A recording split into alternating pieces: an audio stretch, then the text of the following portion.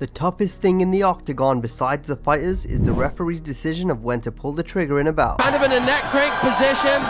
Oh, Asha's got it. Oh, wait a minute. Oh, shit. No, she won that. Oh, shit. Oh, wow. No, that is bad. It's a role that carries the weight of responsibility, fairness, and a swift assessment of a fighter's ability to continue. He's out! He's out! What is that ref looking at? That was a horrible, unnecessary beating. The guy shouldn't even be watching MMA on television, let alone f***ing reffing it. The referee's hesitance to pull the trigger and stop the fight can result in the fighter suffering life-threatening injuries. That's it. It's over! That's it, ref. Oh, what else do you need? And he's out again! Goodness, that was disgusting. At a certain point, I jumped up from my chair and said, "Stop the goddamn fight," because it was that bad. The referee potentially losing the MMA world's trust forever. He said that he was allowing Priscilla to be a warrior. What do you think about that statement? I think it's disgusting. I think he's disgusting, and I never want to see him reffing ever again. So brace yourself, because today we're going to be taking a look at some of the most dangerously late stoppages in MMA history. Up did he? Nearly out on his feet. Not sure what the referee needs to see. Stop the fight! Stop the fight! Come on, bro! And this gentleman, you shouldn't be doing professional fights anymore. You took a guy who was a very good fighter, a very tough individual. I hate to say it, you just ruined his career. Surprise, surprise! The king is back! Edgar Chairez vs Gianni Vasquez. This fight was refereed by Frank Collazo. In early 2023, Collazo drew a storm of criticism on social media for nearly forcing a murder. And trust me, we're not trying to blow things out of proportion just for the sake of it. He's breathing like he's asleep. He's out. I think he's asleep. He's out. Where everything was going well until Chairez locked his foe in a triangle choke. Within seconds, Vasquez was out cold. Here we go. Here's a triangle choke. He's got to figure for it. But Collazo failed to recognize the fallen fighter's body going limp. This is tight. Vasquez is asleep. He is out. He's breathing like he's out. Chairez wouldn't let go for obvious reasons, but he thankfully shifted to an armbar, which allowed Vasquez to return from the dead and ultimately tap out. And even that was a struggle. It took me like about 2 seconds to pass out. I kind of wake up and then pass out again, and I start feeling pain on my arm, which make me wake up. If you see the video, I start tapping with my feet. When I finally go back to myself, then I start like tapping with the hand, and then Frank, he's out. He's out. Frank, it's done. What are you doing? It's done. What is he doing? Tap. Oh my gosh, what is happening? I hear people screaming, "Stop the fight." I hear my coach screaming like, "Stop the fight." The commentator was saying, Frank, stop the fight. Frank, stop the fight. Stop the fight. He's out. And then the referee didn't stop the fight. He is out. He's out. I think he's asleep. He's out. Oh no. Yeah, he's out. Wow. He's out. My coach was yelling, "Stop the fight. My guy is out. My guy is gonna get hurt. Stop the fight." And the commission guy was next to him, told him, "Sir, please sit down. Don't tell us how to do our work." That's what they told him. Frank, he's out. He's out. He's out. Frank, what? Oh my gosh, Frank, it's done. Frank, it's done. It pissed me off because this injury is not because my opponent, it's because the referee. Because if the referee would do his job the right way, they should have stopped the fight when I went out. I just think about like, if the guys keep holding the triangle for the whole time instead of switching to the armbar, I will be dead. Dana White was asked about Collazo's blunder, and this is what he had to say. I don't know if you had seen it yet, but last night there was a pretty big refereeing blunder. That's the kind of stuff that I really, really don't like. I mean, if the guy gets choked unconscious and you don't know he's choked unconscious, they pull him into an armbar. It doesn't get any worse than that. You shouldn't be reffing if that happens. Jalen Turner vs Bobby Green. Kerry Hatley is my friend. It wasn't his night in making this call. And he wasn't seeing the severity of the shots that Bobby was taking because Jalen was unloading on him. At a certain point, I jumped up from my chair and said, "Stop the goddamn fight," because it was that bad. And, it got to the point where Bobby went out and he still took a couple of shots. This was deemed one of the most brutal stoppages in recent times. At UFC Austin, Kerry Hatley made a near-fatal error in the bout. Jalen Turner started off strong with leg kicks, and halfway through the round, he landed a nasty right hand that had Green doing the chicken dance. He follows up with a 1-2, and Green drops to the mat. The fight should have ended there, as he was clearly unable to defend himself. The kickboxer captain. He really is. He's just double chest into it. That's it. That's it. It's over. That's it, Ref. Oh, what else do you need? What else do you need? Hatley was looking at the action closely and had no intention to stop the fight. It was a if he dies moment. If he dies, he dies. Turner had to land an additional 19 punches until it was stopped. What is going on? He's out again! Oh my goodness! It looked like Hatley wanted to make sure Green was unconscious before the fight ended, and this had everyone shocked. Maybe more than that. That was disgusting. That was a terrible stop. People's lives are at stake. That was utterly disgusting and disgraceful. I bet if he was face down on the octagon with people cracking him in the face, he'd want it to be stopped sooner. And I'll be surprised if Hatley is used again after this performance. What do you think about that stoppage? The ref, he just didn't see, I don't know, bro. He just waited until Bobby was out. Referee, not so great. Yeah, one of the worst I've ever seen. Yeah. We've had some refs say some dumb shit in the past, like, oh, I allowed her to be a warrior tonight, and goofy shit like that. He knows that he made a mistake tonight, and he does not feel good about it. It's unfortunate. Definitely a bad stoppage.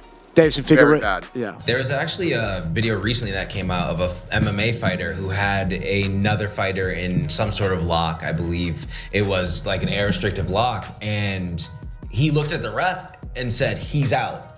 The ref said, no, he's like, you hear the exchange on the microphones. He's out. No, he's not. Yes, he is. And then he called the fight, yeah. Let's go. He wouldn't stay on top of him. Chad George vs Mark Vorgis. Here again, we see another instance where the fighter does the referee's job for them. Bellator 136 saw bantamweight Chad George make a judgment call as he angrily pleaded with the ref over the unconscious state of his opponent. He can't pull the right arm out at all. Now George has his head free. No, he's not. No, he's not. No, he's not. He's out! Late in round 1, George secured an impressive bomb through choke to Vorgis, countering a guillotine attempt. No tap was made, leading to Vorgis going to sleep, something the referee hadn't noticed at all. George released a submission hold upon noticing his opponent had gone limp and began arguing with the ref Millen Ayers aggressively, claiming he's out, to which the ref replied, no he's not. The fighter was so confident in his argument that he even proved it by standing up, revealing his immobile opponent, to which the referee finally waved off the contest. I have never in my MMA career in any capacity seen that before. No, he's not. No, he's not. His eyes are in the back of his head. He's out! Actually won an argument with a referee. I don't know if I've ever seen that before. Pure sportsmanship by Chad George. Chris Cyborg vs Jan Finney. If she dies, she dies. What you're about to witness is not just one unnecessary beating, but multiple, by the way of Kim Winslow, the female successor to the great Mario Yamasaki. I think that the fight should have been stopped earlier. Eu achei no começo. She felt that she should have stopped the fight, yes. At Strikeforce Fido vs Verdum in 2010, defending featherweight women's champion Chris Cyborg laid down a pure one-sided beating on Jan Finney. The ref seriously must have had a bet on a round 2 Cyborg finish, because this bout should have been stopped multiple times in both the first and second round. From the opening bell, this fight was clearly one-sided. Around a minute killed, Finney gets dropped twice, but she manages to recover. Jab going, it's just not very long. She's hurt. Oh, the knee dropped her. We can let that one pass as fair, but half a minute later, we see the first instance of where this fight really should have been stopped. Big right hand, a double right hand, another right Finney's got to tie her up. She's down, and Finney just trying to hold on. Although Finney manages to grab a leg, there is really nothing being done to defend herself. Cyborg just pushes her down. And here, Kim Winslow asks, do you want her up? Which doesn't make any sense. Cyborg did not even know English at the time.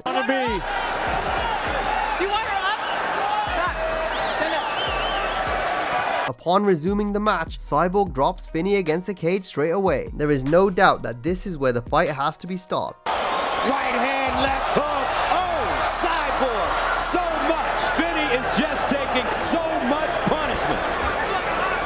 Cyborg ground and pound again. Finney. Cyborg lays down vicious strikes and knees, to which the ref has no reply. The only thing that stops Finney from nearly dying is that a timeout is called over a back of the head strike from Cyborg.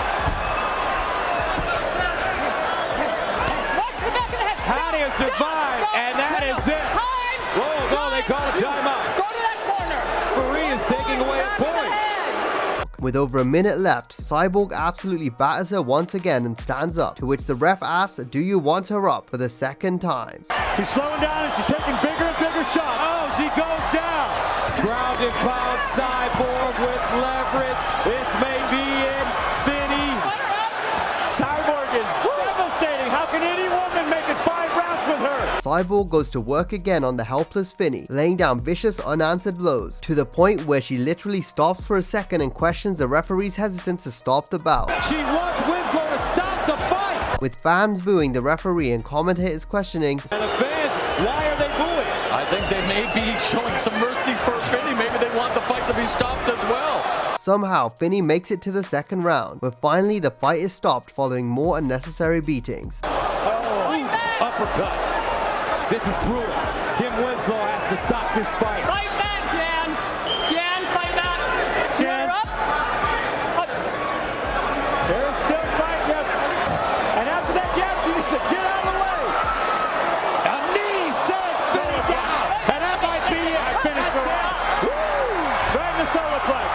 Jan Finney had a fractured orbital and laceration that triggered a 6 months medical suspension for her. Just take a look at the stat count, with 88 ground strikes being thrown, which I'm almost convinced that is the actual number that landed. Can she speak specifically about the stoppage though? Watching cage side, a lot of us thought the fight could have been over in the first round a couple of times, definitely in the second round. Que ela podia ter parado antes, como ela não parou, a gente continuar batendo. She wasn't really worried about it. Basically, she felt that the fight should have stopped earlier, but she was going to keep pushing it till eventually it would come, I guess. Glover Teixeira vs Fabio Maldonado. When Glover Teixeira faced Fabio Maldonado in their light heavyweight clash at UFC 153, Teixeira beat his opponent from pillar to post. Fabio's trying to hip escape. Oh, big shots by Glover. This is trouble. Oh! Trying to finish it.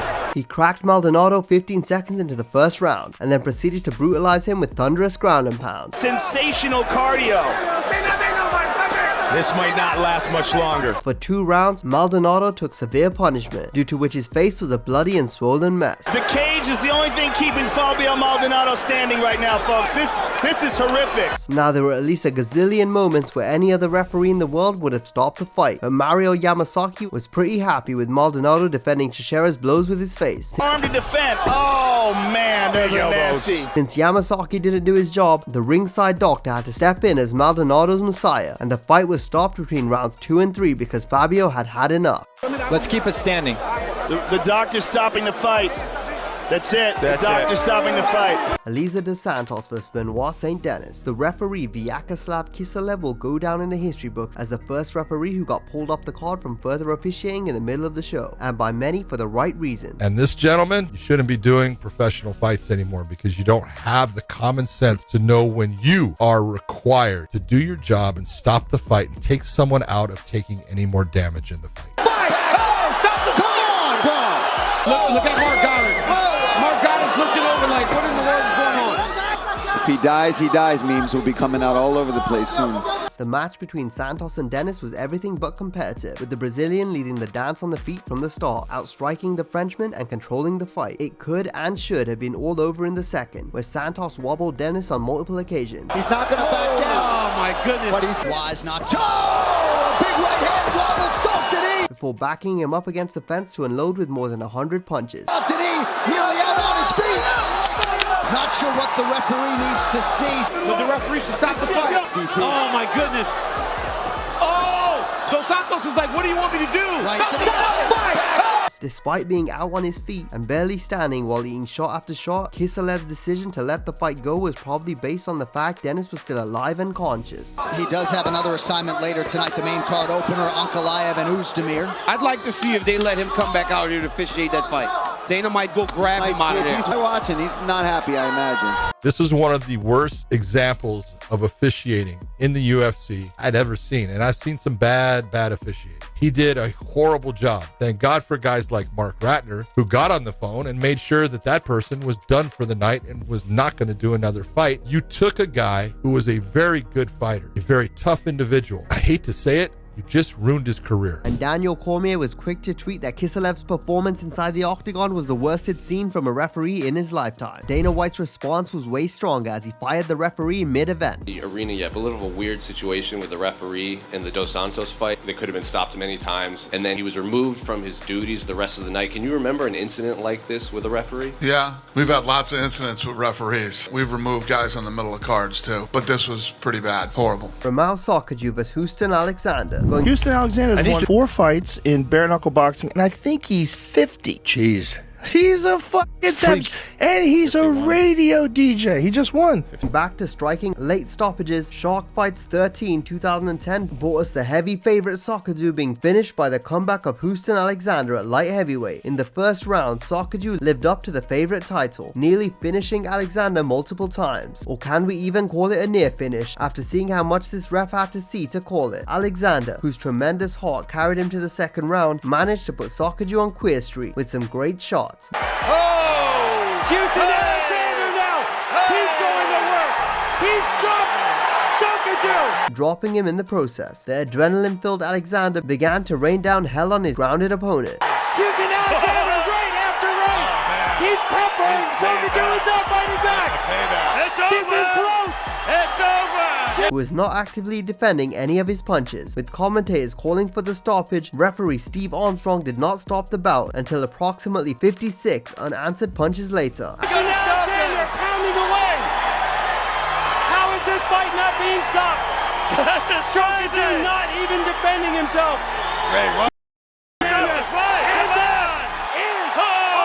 And you wonder if he might punch himself out here, but he smelled the blood kept going. And kept going. That was like a 30-second, 40-second full wash. Mark Munoz vs Ronan Conero. The referee Jaron Villel made a huge mistake at UFC 184 when Mark Munoz took on Ronan Conero. Straight off the bat, Conero got the takedown and made his way to Munoz's back. Once he got there, he wrapped up a rear naked chokehold and had it in sight. After 6 seconds of being inside the hold, Munoz was unresponsive, with even the commentary team shouting that it's over. Jaron Villel let Conero keep the submission wrapped up for another 6 seconds to the unconscious Munoz. Munoz was out cold, and this was a dangerous stoppage. Look at this. Doing a good spot got here, his though. back, and he's got his neck. Not good for Munoz. This is terrible. Carnero trying to win quickly. This fight's over, Mike. It's over. He's it's gonna over. lock it He's in, out. and it's gonna be done. I think he's out. I think he's out cold. He's not moving. He's out cold. It is all over. Villel defended his actions on a podcast after the fight. Put Munoz to sleep. I was surprised the referee let it go so long. Like, he's out cold there. You see his eyes roll behind his head. I mean, I don't know what the referee was thinking. He was out for a couple seconds before he stopped it. You'll remember back a few shows, I received a little bit of pressure on some decisions I made, whether it be the Koscheck stoppage or the Munoz stoppage. I can't, as an official, guess when someone's going to go out. I need to let them verbally tap, physically tap, or I have to actually see them go out and then stop the fight. Sometimes fans don't know the rules or aren't familiar with the fouls or even the techniques and maneuvers. I'm really patient about it, but yeah, it happens all the time. Yeah, I felt when he passed out, I called the referee and tell him his best, and the referee took a couple seconds to break the fight. Gary Goodridge vs Paul Herrera. Goodridge entered the UFC's David vs Goliath tournament, where smaller fighters faced off against larger opponents to test whether size mattered. Goodridge had a nearly 80-pound weight advantage over his opponent, Tank Abbott's pupil, Paul Herrera, so he was expected to win. Herrera was adamant to prove his naysayers wrong, and he went for a takedown right away. He clearly is way more powerful than Paul Herrera. However, Goodridge successfully defended the attempt and quickly locked Herrera into a crucifix position, unleashing skull-crushing elbows to his helpless foe. He's a very good grappler here. Oh my, elbows in number by Goodridge, and that is it.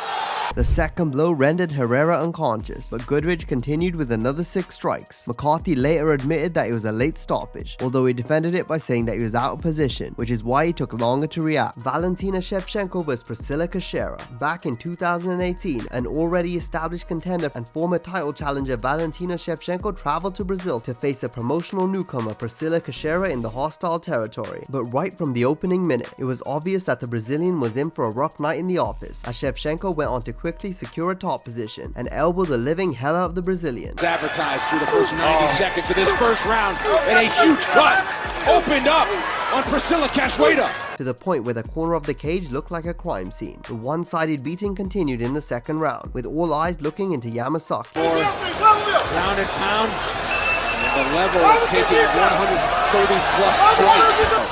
And now in full bounce. And look out!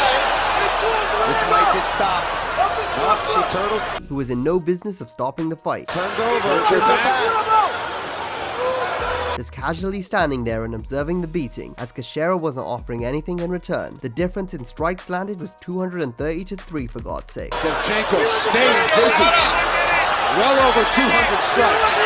Valentina just absolutely teeing off on Cachoeira, but she's surviving, she's still fighting. Finally, Shevchenko decided to end it all by taking her back and submitting via rear naked choke. Still looking for a way out of it. And there's the tap. Yamasaki received negative backlash from all the fans and media because this wasn't his first time doing a bad job. He said that he was allowing Priscilla to be a warrior. What do you think about that statement? I think it's disgusting. I think it's disgusting. I think he's disgusting, and I never want to see him reffing ever again. No, you moron. You're in there to protect her from herself. He makes me sick. That guy has no business reffing fights, and I promise you, you're not going to see him again. And the Athletic Commission soon removed him from refereeing UFC events. Dana White, he's just, media talk. Said about me, oh, you're not going to step in the octagon again, blah, blah, blah. Those things are the one that shows most, not my 798 fights that I did right. They don't care. They care what about what you did wrong. Every time, punching,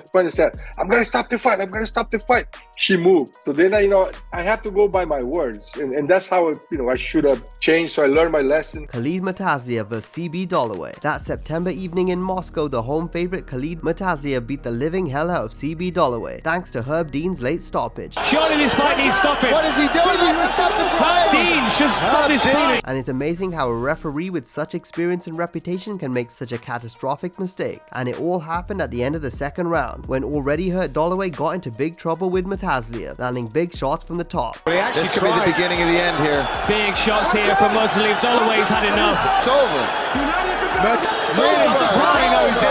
This is it. Dollaway had no answer for the vicious ground and pound, and at one point he rolled, turtled onto his stomach, and offered no defense whatsoever to the upcoming shots, which was a clear signal he was done. Stop the fight. Dean should stop this fight. Is encouraging Matazlia to carry on.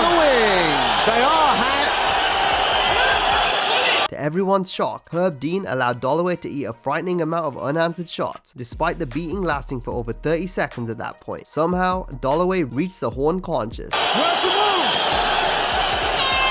Wow! He's made it out of the round. I think the fight is still going on. I think Herb Dean waved off the rounds, but not the fights. And he immediately told Dean, I'm done, to which the veteran referee replied, get back to the stool. You have to get up. If you don't get up, I'm going to stop the fight. Are you want to fight? Done? Fight's over. Which clearly shows you how unaware Dean was about the situation. Eventually, Dollaway needed to say I'm done 2 more times to make Dean finally realize he doesn't want to fight anymore. That should have been stopped probably 10 strikes earlier. That was one of the latest stoppages I've seen. I normally like Herb Dean, but that was a big mistake on his part right there. He's not even trying to get his guard back, Dan. Look at this. He's just laying flat with his knee over here. That's not right for CB Dollaway. Jermaine Durandamy vs. Juliana Pena. In the opening round, Durandamy effectively utilized her size and reach advantage, delivering powerful overhand rights to Juliana Pena whenever she attempted to close the distance. Pena started the second round aggressively, scoring with a significant flurry and securing a takedown, spending most of the round in top position. Round 3 saw Pena start aggressively once again, but Durandamy responded by reintroducing her looping rights. As Pena closed the distance and got into the clinch, Durandamy gained the upper hand, sinking into a tight guillotine that rendered Pena unconscious within seconds, but Herzog failed to realize it. Oh, guillotine! Count, there's a guillotine. Looks tight. That looks very tight. I think she's out. Out. Is she out? Is she unconscious? She's out. Pena shot in for a takedown. Oh my goodness. Ultimately, Durandamy had to signal to the referee that Pena was out, and only then did he intervene to stop the fight and put the Venezuelan vixen out of her misery. She's unconscious here. Her arm's gone limp. Referee's going to lean over and check the arm, and the arm's limp. Wow! Jake Rosholt vs. Chris Leben. Levine's slow decision-making almost led to a disaster during the middleweight fight between Jake Rosholt and Chris Leben at UFC 102. In the third round, Rosholt had a blood-restricting arm triangle on lock on Leben. Within a few seconds, Leben reluctantly tapped and then napped. On top arm triangle. Oh no! Oh, he's tapping. He's gonna go to sleep. He's out. He's out. Levine hesitated in stopping the fight in a timely manner, and Leben began to convulse in the center of the octagon. How do you feel when that happens? You don't feel good. I fucked it up. Gets all his weight on, and see Chris is trying to tap, and he goes to sleep. Luckily, Leben was brought back to his senses by the doctors. How much pressure is there? I mean, people see it, and you know, guys are like, we'll see something happening. Oh, that ref's an idiot or whatever. Yes, you do feel the pressure. It's a lot easier to be a really good ref sitting in your couch watching TV with replay, slow motion, super slow motion commentator than being there and have just a fraction of a second to make a call. Asha Roka vs Hannah Kampf. At Super Fight League 2017, Roka took on Hannah Kampf in the semi-final of the King of the Jungle team tournament. Out of the gates came Roka from the opening bell, securing a guillotine choke within the first 15 seconds of the fight, which ended up putting her opponent to sleep quickly. But she was able to close that distance. Sometimes you have to take one just to get the her neck. This is a good position for Asha to finish it. However, the choke continued as the referee did not notice she was out at all, amid concerns regarding her current state, with commentators mistaking her twitching unconsciously for being a sign of wake. Look at this! She's out! Where's the ref? The ref! Oh, she's out! She's out! She's out! I'm not seeing it. Oh, no, sorry. No, that was my mistake. After a chilling amount of time, cornerman and UFC veteran Dennis Horman had seen enough. He threw in the towel and rushed to the cage and stopped the fight for himself. It looked like she went flat, kind of in a neck crank position. Oh, Asha's got it. Oh, wait a minute. Oh, dear. No, she was out. Oh, shit. Oh, wow. No, that is bad. She's in a bad space. She was indeed out. Man, I thought I saw her moving. You know, the doctors are going to take a look at that. I hope she's okay. Dennis Holman, using his experience, saw that she was indeed out, hopped in and stopped the fight. If it wasn't for Holman's grappling expertise, serious damage could have been done to Hannah Kampf. The bout referee Alan Fernandez later expressed that he thought the public criticism of his performance was unfair. The ref was not checking her hands or anything to see if she was still there. That was a mistake, and good Lord, I hope that she's okay. She was out for a long time. The ref needed to have been on that. She was out for a while. You know, the referee seemed to be very casual today. You know, he was not on top of things. He seemed to be very casually just glancing. On the other side, you never know the fighter's tapping from the other side or anything. I don't think he had a position where he could clearly see the fighter's both hands. The choke was on the other side from where he was standing. I mean, if she passed out, how the hell was he going to see her eyes? It's one of the most dangerous things I've ever seen in MMA, and it will not bode well for the sport in India if such things are sugar-coated and brushed over. Vyacheslav Borshev vs Hayisa Maishate. Despite suffering a significant eye poke in round 1 that impaired the vision in the left eye, the team alpha male fighter displayed resilience and closed out the first round with a knockdown. In round 2, Borshev continued to connect with strikes, ultimately catching Maishate with a powerful right hand that dropped him. Defended by the elbow. Oh, was it? Wow. Down with another right. And this might do it. It does. All power. Oh, my goodness. Beautiful right hand from Borshev. Follows it up with ground and pound. Overcomes adversity. Before Borshev landed his first follow-up shot, Maishate turned sideways, signaling that he wasn't willing to defend and wanted the easy way out. Herzog didn't step in to stop the fight until Maishate had absorbed at least 6 massive blows from the top. Chris Weidman vs Mark Munoz. And again, Josh Rosenthal is one of the better referees out there. It's up to him to make sure that he protects you guys. Really, that's our lives we're dealing with. And when something like that happens, there needs to be some penalty, some punishment, suspension or something. At the time, Mark Munoz was the number 3 middleweight in the world, and he was facing up-and-comer Chris Weidman with the referee Josh Rosenthal in charge of the action. Both fighters are grapplers, so everyone expected a close fight, but after a dominant performance from Weidman in the first, the second round is where things took a turn for the worse. Weidman continued his dominance, but Munoz eventually got back up to his feet. They then started trading strikes, but as Munoz went for a swinging right hook, Weidman ducked and landed a clean elbow to Munoz's jaw, which sent him straight to the canvas. And a big elbow inside. They landed a shot that has Munoz out. Weidman then got on top of his back and started raining down strikes to Munoz's face. He was clearly out after the 6th shot and no longer defending himself, but Rosenthal let the action continue, and Weidman landed a total of 17 devastating punches to the face of Munoz before Rosenthal intervened and stopped the fight. They landed a shot that has Munoz out. He rocks him on the way out. He is out. They're gonna stop this fight.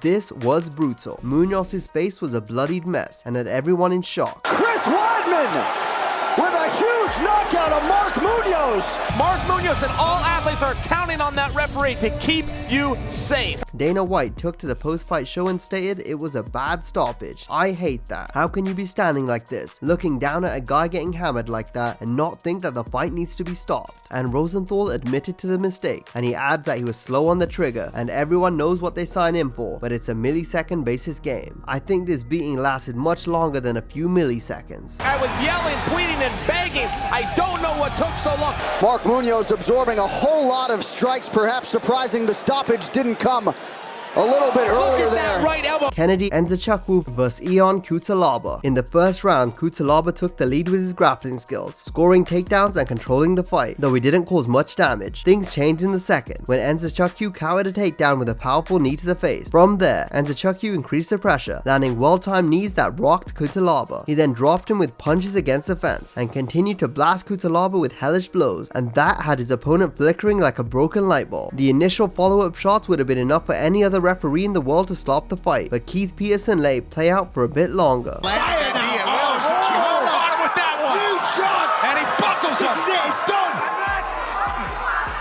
With Peterson refusing to intervene, Cutelaba tried to get up, but was met with another powerful punch that ultimately led to the referee deciding that it was time to end the fight. Keith Peterson let him have a chance. There it is. And then just ferocious ground and pound and punches to finish the fight. Keith Peterson gave Cutelaba every chance to stay in that fight. Felicia Spencer vs. Zara Fairn dos Santos. Spencer had a swift and dominant performance in the UFC Norfolk co-main event against Zara Fairn, where she initiated the fight with a series of well-executed head kicks before swiftly taking Fairn to the ground. Once on the mat, Spencer absolutely smashed her opponent with vicious ground and pound. In minute 4, Spencer upped the ante with vicious elbow strikes and big right hands that forced the Brazilian into covering up. Yeah, this is the problem. We're just lying flat on the back. Oh, short elbows. Easy elbows. Oh, Fairn's eating some big shots here. Yeah, she's got to get out of there. Flattened out now. Just vicious. I mean, there is another 30 seconds. The referee's going to stop this. Man, they're heavy shots. Come on, ref. Spencer hammering away. Fairn trying to do just enough to stay out of it. That's it. That's the right call. But despite Fairn struggling to cope with the punishment, Dan Mergliotta, who was keeping a close eye on the action, refused to stop the fight until Spencer landed nearly 24 super necessary shots on the mat. People say the punches weren't really necessary. Maybe they were super necessary. The referee could have stepped in a little while ago. I understand he was trying to give Zara a chance to escape, which I respect. But she was never getting out of that. Dan Henderson vs. Michael Bisping. After months of trash talking, Bisping and Henderson were set to settle their dispute at the iconic UFC 100 event in 2009. The only fight I've ever really felt that way, that I really wanted to fuck that guy up. I knew that I would beat him. That logo that you have, the flying punch, that is the ultimate fuck you. I can't believe. But I don't even know why he's upset about that, because he's not even in it. There's no which remains one of the most special events in sports history for various reasons, with one of the biggest being Henderson's knockout and Yamasaki's late reaction to it. As Bisping was circling away from Henderson's power hand, Henderson managed to cut him off and unleash his signature right hand known as the H-bomb, which landed flush on Bisping's chin, instantly sending him to the shadow realm, and he hit the canvas stiff as a board. Although the referee Mario Yamasaki is synonymous with late stoppages, he simply didn't have enough time to react and stop the fight, as everything happened so quickly. As a result, Henderson launched himself through the air to hit the unconscious Bisping with a diving elbow. That's it! This right here is revenge. A strike that was not necessary, but at the same time showed how enraged Henderson was. Despite the late stoppage, the knockout remains one of the most brutal yet impressive moments in MMA history. As he circles, you catch him on the button. Did you know he was out before you landed this one? Normally, I'm not that way in fights. I know if the guy's out, I tend to stop. I knew I hit him out, and I think that one was just to shut him up a little bit. I was on the receiving end for a change this time. I mean, obviously, it was a big deal losing. I obviously didn't want to lose the fight, and I was devastated. You flattened him with that right hand. I mean, he was out cold, and then you launched yourself through the air and smashed him with that right hand. That becoming your logo was one of the wildest things. Petr Yan vs Jose Aldo. Seeing a veteran take massive damage late in their career is always heartbreaking, and what happened when Petr Yan faced the legendary Jose Aldo for the vacant bantamweight title was hard to watch. It all happened at the start of the 5th round, where Yan managed to send Aldo down to the canvas with a perfect 1-2 down the middle. He moved in to close the show with some ground and pound, but for a brief moment, Aldo was able to recover before starting to take heavy damage as the round entered the 3rd minute. Yan's trying to get the finish. They're powerful shots. Oh, huge elbow from Yan. He's going to step over to mount or take the back here. There it is. Oh. This could be the end. See, look, he's isolating that hand. At one point, he turned into a turtle position with his face pinned to the canvas, and Yan unleashed an astonishing 19 clean hammer fists to the side of his face. Aldo can't defend pretty much. These are heavy shots. The finish could come at any time. Leon Roberts is going to step in. Referee was just about to stop that fight. After receiving a warning from the referee, Aldo tried to move, but he didn't improve his position at all. In fact, he got blasted with around 30 more punches, elbows, and hammer fists before the referee finally realized Aldo was out of the fight. How much more can Jose Aldo take? Change his position and just remains in the fight, but this is not good. The referee's going to stop this in a second. He can't turn this around. This fight's over. The referee's giving him plenty of chances, but for my money, I'd stop this fight. This fight needs to be stopped. Not sure this qualifies as intelligent defense. Just looking at the floor, he wants the fight to be finished, but he's too much of a man to submit. He's not going to tap. He's not going to give up like that. And that'll do it. Petr Yan is an undisputed world champion. Of course, the new champion with Petr Yan. What did you think about his performance? Obviously, he seems like a very exciting guy. Thought he looked good. I thought Aldo looked great. For people that were criticizing him, saying he doesn't deserve another title shot. Horrible stoppage by the referee. Should have been stopped way sooner. Looks like we got to tighten up our refs and judges here on Fight Island. He took the back and he just pounded him from the turtle position. He had the one leg isolated, and the referee said, fight back, fight back, fight back. But he simply could not. Brock Lesnar vs Frank Mir 2. Herb Dean officiated the most highly anticipated main event of the era at UFC 100, where Brock Lesnar faced off against Frank Mir for the rematch. He's just next level, isn't he? Like, the size of him was just crazy. It was unreal. I remember even when he was weighing in, I was looking at him. I was like, Jesus, that's a human being? Like a horse, the thickness of their muscles. I was like, I've never seen a human being look like that. Like, it was just unreal. Everyone anticipated fireworks, but it started and ended with Brock Lesnar being on top position and ground and pounding Frank Mir for 1.5 rounds. Even with the crowd chanting to stand them up, Brock took no notice.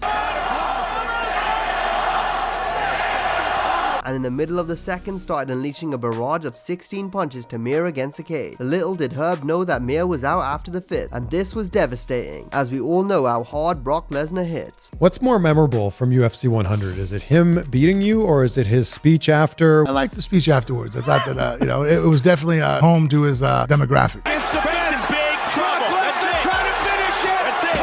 It's there. That's not going to win him any fans. Tell us why you're still upset. Frank Mir had a horseshoe up his ass. I told him that a year ago.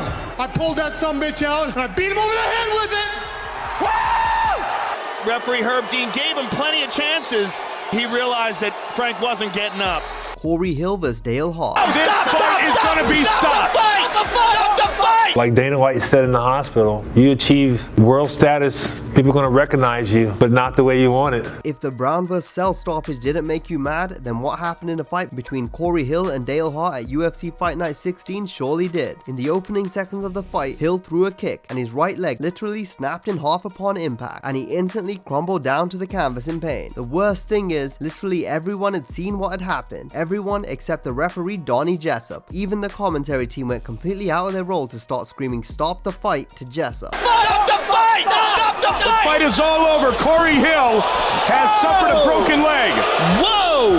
After Hill fell down to the canvas with his leg broken in half, Hart immediately jumped into top position. But luckily, he didn't get to land any ground and pound, as Jessup, although late, realized what just happened, and he stopped the fight. Here with Dale Hart, we've seen a lot of fights in the octagon. That is the first time I've ever seen this. Probably the most serious injury we've ever had in the octagon. Really unfortunate situation. You checked his kick, his leg broke. I mean, I can't even imagine what's going through your mind right now. I wanted to beat him with every bit of my heart, but I don't want to see him like this, man. Well, this is just an unfortunate freak accident. This was the first injury of its kind in the UFC. Corey Hill was sent to hospital and was told by the doctors that he'd be out for 12 to 18 months and he would never be able to fight professionally again. However, he did manage to recover despite the doctors' concerns, but he didn't return to the UFC. He fought for another promotion and continued his career from there. But tragedy hit and he sadly passed away at 36 years of age due to pneumonia. May he rest in peace. Amanda Ribas vs Marina Rodriguez. The two Brazilian brawlers set the cage alight with their fist of fury, with Ribas having the edge in the grappling in the first round. Owing to a success on the mat, Ribas pressed her opponent in search of a takedown in the second as well. But 30 seconds in, Rodriguez clobbered her with a massive right hand. Ribas was forced to cover up and eat shots before Herb Dean swooped over to stop the fight. He can attempt to pass. Oh! Knockdown for Rodriguez! Oh! Nearly out!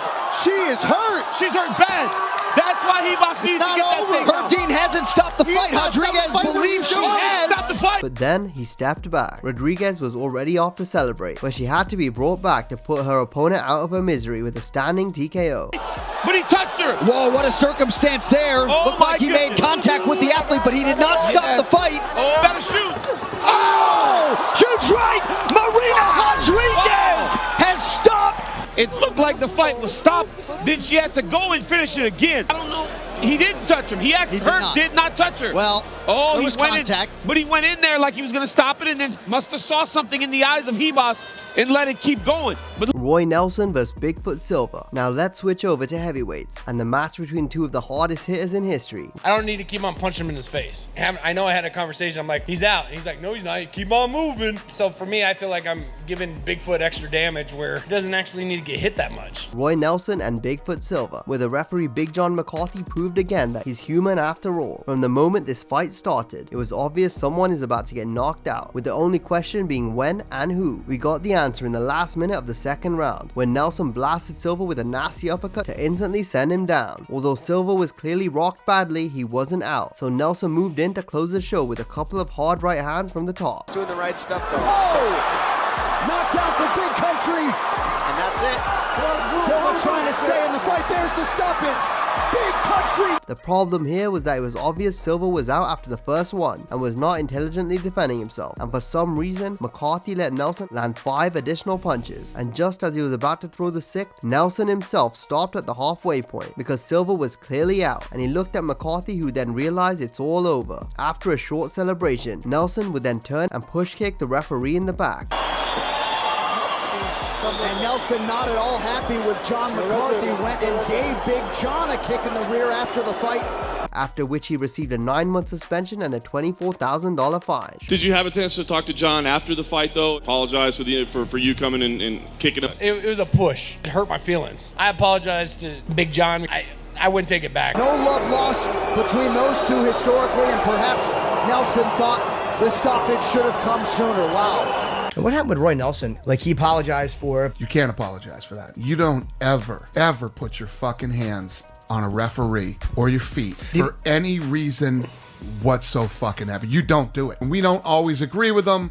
We have our favorites. We have our least favorites. Mazzagatti, they're there for your safety. Okay, John McCarthy is very qualified in what he does. He's been here a lot longer than fucking Roy Nelson has been. It's despicable. It's disgusting. It's fucking, it can never fucking happen ever again. We'll see how the Athletic Commission handles that, but he needs to be buried for that one. Shortly after, Nelson posted a funny video of McCarthy push kicking him in the same way backstage, and the two have put the entire incident behind them. I'd like to apologize to the fans, the Brazilian Commission, John McCarthy, for my actions in my last fight. What I did was a mistake and I was wrong. Calvin Kattar vs Jeremy Stephens. In their featherweight clash in 2020, Stephens opened round 1 with a relentless barrage of powerful shots and applied constant pressure on Kattar, who effectively evaded danger by circling away and utilizing his jab to maintain distance. Stephens focused on low kicks to inflict damage, while Kattar responded with precise left hooks and right hands. In the second round, Stephens intensified his aggression, but Kattar skillfully countered with well-placed uppercuts. The turning point came when Kattar countered a Stephens right hand with a stunning elbow, dropping and stunning him midway through the round. That's when that big left kick. Stephens nearly out!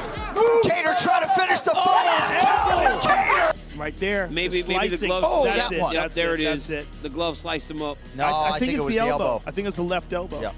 Stevens lost track of his whereabouts the moment he hit the mat, but Herzog let the fight continue, resulting in a few follow-up shots that caused unnecessary damage. Donald Cerrone vs. Justin Gaethje. You were yelling at somebody after the finish. Was it the official you were yelling at? Yeah. The ref in the back, he said if you fall to your face, it's over. I thought he felt like that 2 times, and then I had to continue hit him. At UFC Fight Night in Vancouver, Jaron Villal was at it again, this time officiating the main event between Justin Gaethje and Donald Cerrone. The fight started with both fighters landing blows. However, in the last minute of the first, Gaethje landed with a right hook that sent Cerrone to one knee. He followed up with 5 uppercuts, and Cerrone looked out. Even Gaethje looked at the ref to stop the fight. Villal didn't intervene, so Gaethje had to land an additional 2 uppercuts, and looked at the ref again, who still wasn't having any of it. He then had to land one more blow before the ref stepped in to end the fight. Oh, he's hurt bad. Gaethje has him down. It's over. Justin Gaethje. Gaethje then went on to shadow punch the referee in frustration. I don't know what Villal expected to happen after Cerrone was on his knees not defending himself. Maybe he thought there would be a miraculous comeback. Who knows? Goes up with a couple uppercuts, another right hand drops him. He looks at the ref like, stop it.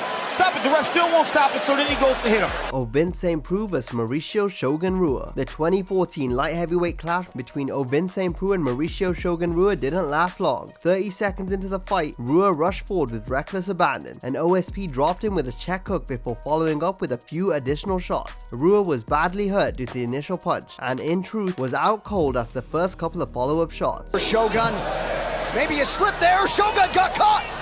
St. Preux trying to finish this fight.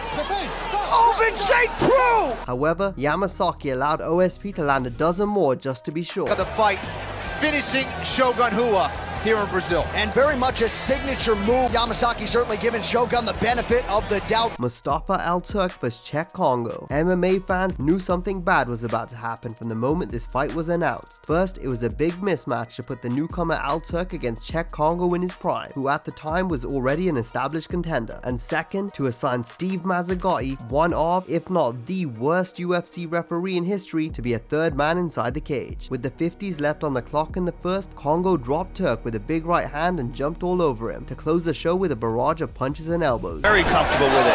Oh, he got rocked again. Oh, big right hands. Congo looking to finish.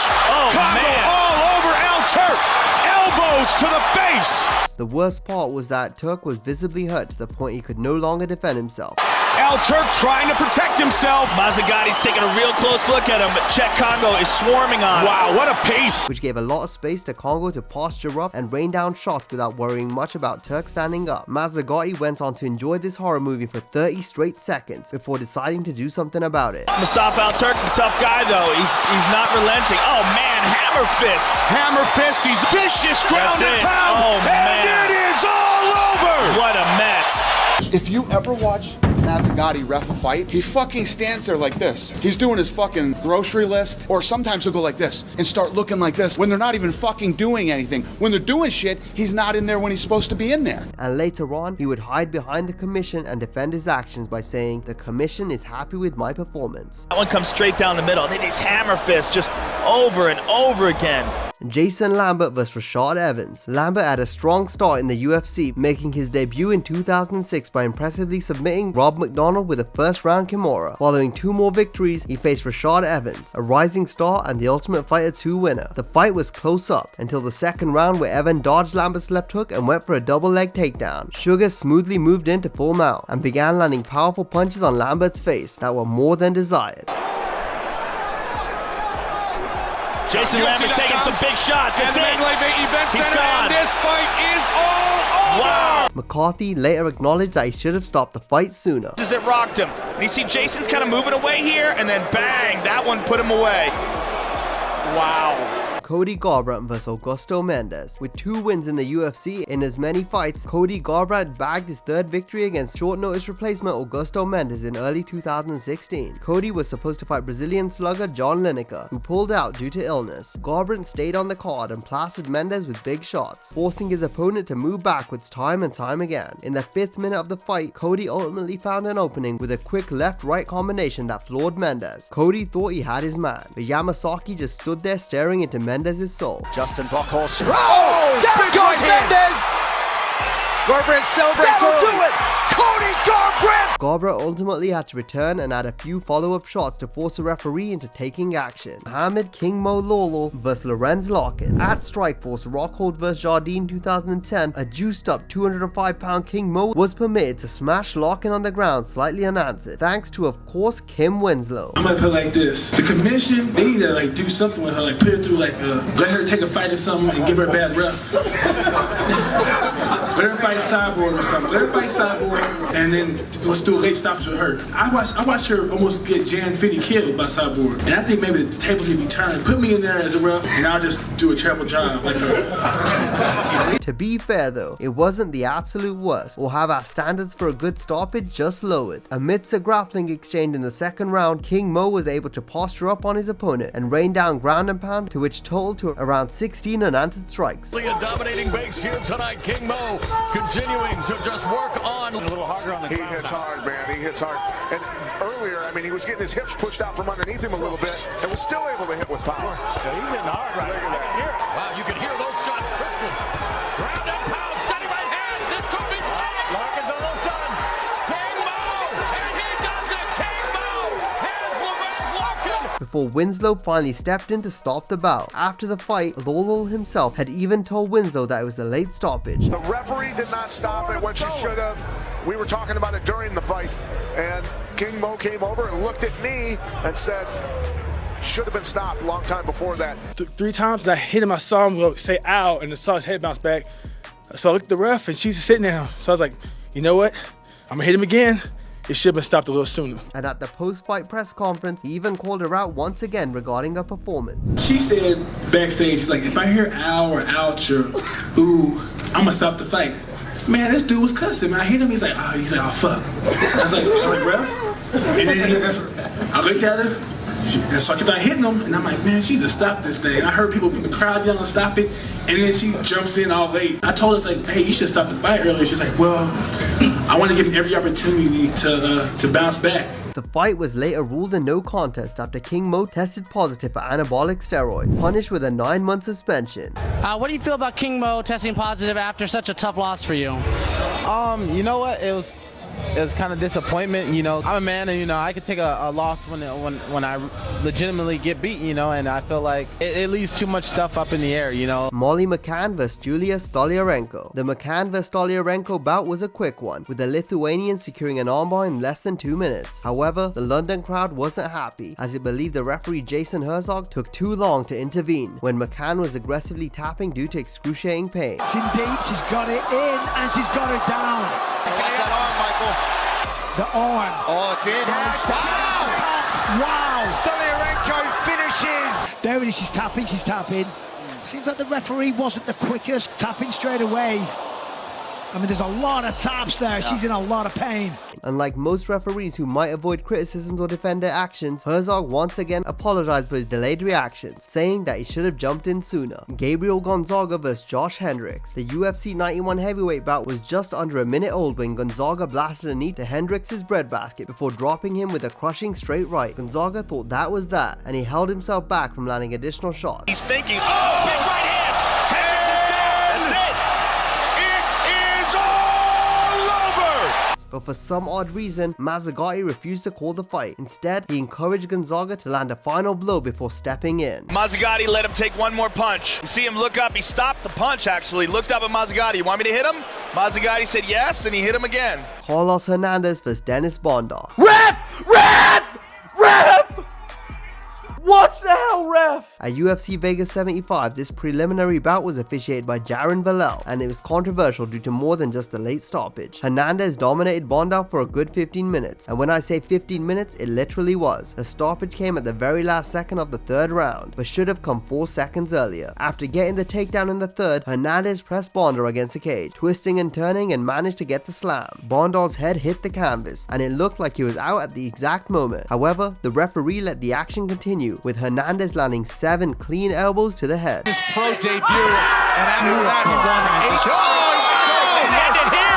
Unbelievable! After the second elbow and not showing any defense, the fight should have been stopped, but Villel stood there and watched Bondar take an additional 5 elbows to the same spot before calling it off with 1 second to go. 7 elbows to your skull. That's never should happen. We should protect the fighters. We should make referees accountable for that with money. Give them a fine. If you do 1 time, give you a fine. 2 times, double the fine. 3 times, you out, brother. And the fucking referee, man, was over there standing, you know, and letting the guy was being hit in the face with 7 elbows. That is just crazy. I don't know what he was thinking at the time. Maybe he was waiting for the final bell or thinking about what he wants for dinner, but he definitely wasn't concentrating on the fight. The other controversy was that the slam was further investigated by officials outside the ring, and the knockout was overturned to an accidental clash of heads, and the headbutt being the reason Bondar was out. How were you feeling after that? Man, head to head, these nuts. Did it seem to be more like from outside of the cage of the decision being made, or was it the referee making that? They have the instant replay here too, so maybe it was someone from outside of the cage too.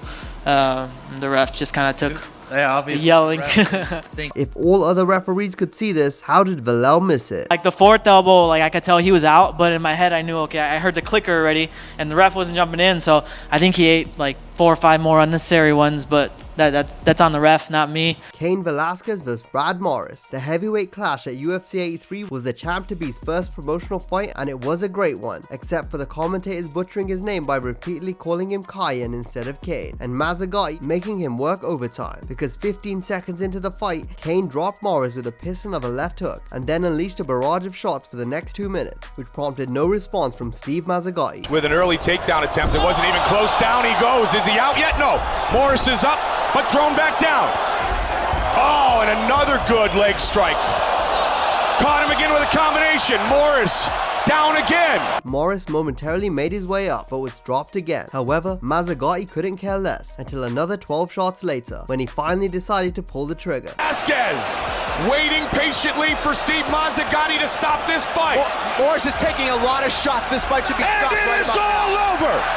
Kyan Velasquez. Mariusz Zaromskis vs Andrei Koreshkov. At Bellator 78, this saw both fighters battling for a place in the Season 7 welterweight tournament final. With the first 2 minutes down, Zaromskis looked to get closer to the distance fighter of Koreshkov. Now, with a boxing exchange unfolding, Koreshkov slipped and countered the hands of Zaromskis, sending him to the mat with a beautiful left hand. With Zaromskis now seemingly out from the first few ground strikes, the referee was surely expected to step in and stop the contest. However, the onslaught continued, and referee Jerry Poe was yet to pull the plug. The left hand. Oh, beautiful left, that's it. Koreshkov now looking to finish. Referee Jerry Poe. He's out. He's out. Referee is jackhammer left hand, and there's the stoppage. 10 unanswered pounds later, and with the commentator angrily calling for the stop to the bout, the referee finally woke up and stepped in. A horrible and unnecessary beating. What is that ref looking at? That was a horrible, unnecessary beating. I am furious watching my monitor right now. But that was a shameful performance by the referee. Beautiful shot. A couple should show that this is over. 3, 4, 5, 6, 7, 8, 9, 10 punches.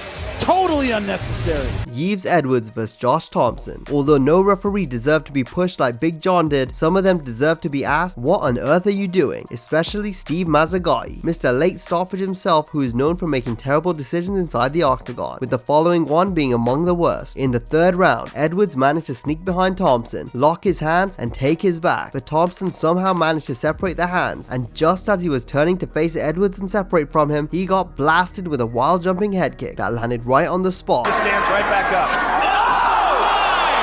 Big head kick. Down goes Thompson. It's over. It is over. Unbelievable. It caught Thompson completely off guard, and he was out mid-air with his head bouncing off the canvas. Steve Mazzagatti had a perfect view of the situation, yet somehow he didn't see Thompson going out and his head bouncing off the canvas like a ball. As a result, Edwards moved in and landed at least 12 more shots before the referee finally woke up to stop the fight. Joe Lozon vs Takanori Gomi. Gomi started the fight with a flurry of punches, including digging hook into Lozon's stomach. Gomi appeared to be the quicker of the two, but all Lozon had to do was secure a takedown, and he did exactly that halfway through round 1. Once Lozon secured Gomi's back, he started punching his face relentlessly. Gomi's broken down. Biggest problem in his MMA career has been his submission defense. He's got him flattened out. Get it He's right getting here. pounded. Those are hard punches. Shots from Lozon. He's in big trouble. Out. He may finish He's it right out. here. Hit it's all over! After nearly 15 strikes, Gomi went limp, and Lozon stood up to celebrate his victory. Interestingly, Herb Dean hadn't stopped the fight, but after examining Gomi from up close, he let Lozon have his moment. Lozon finishes Takanori Gomi.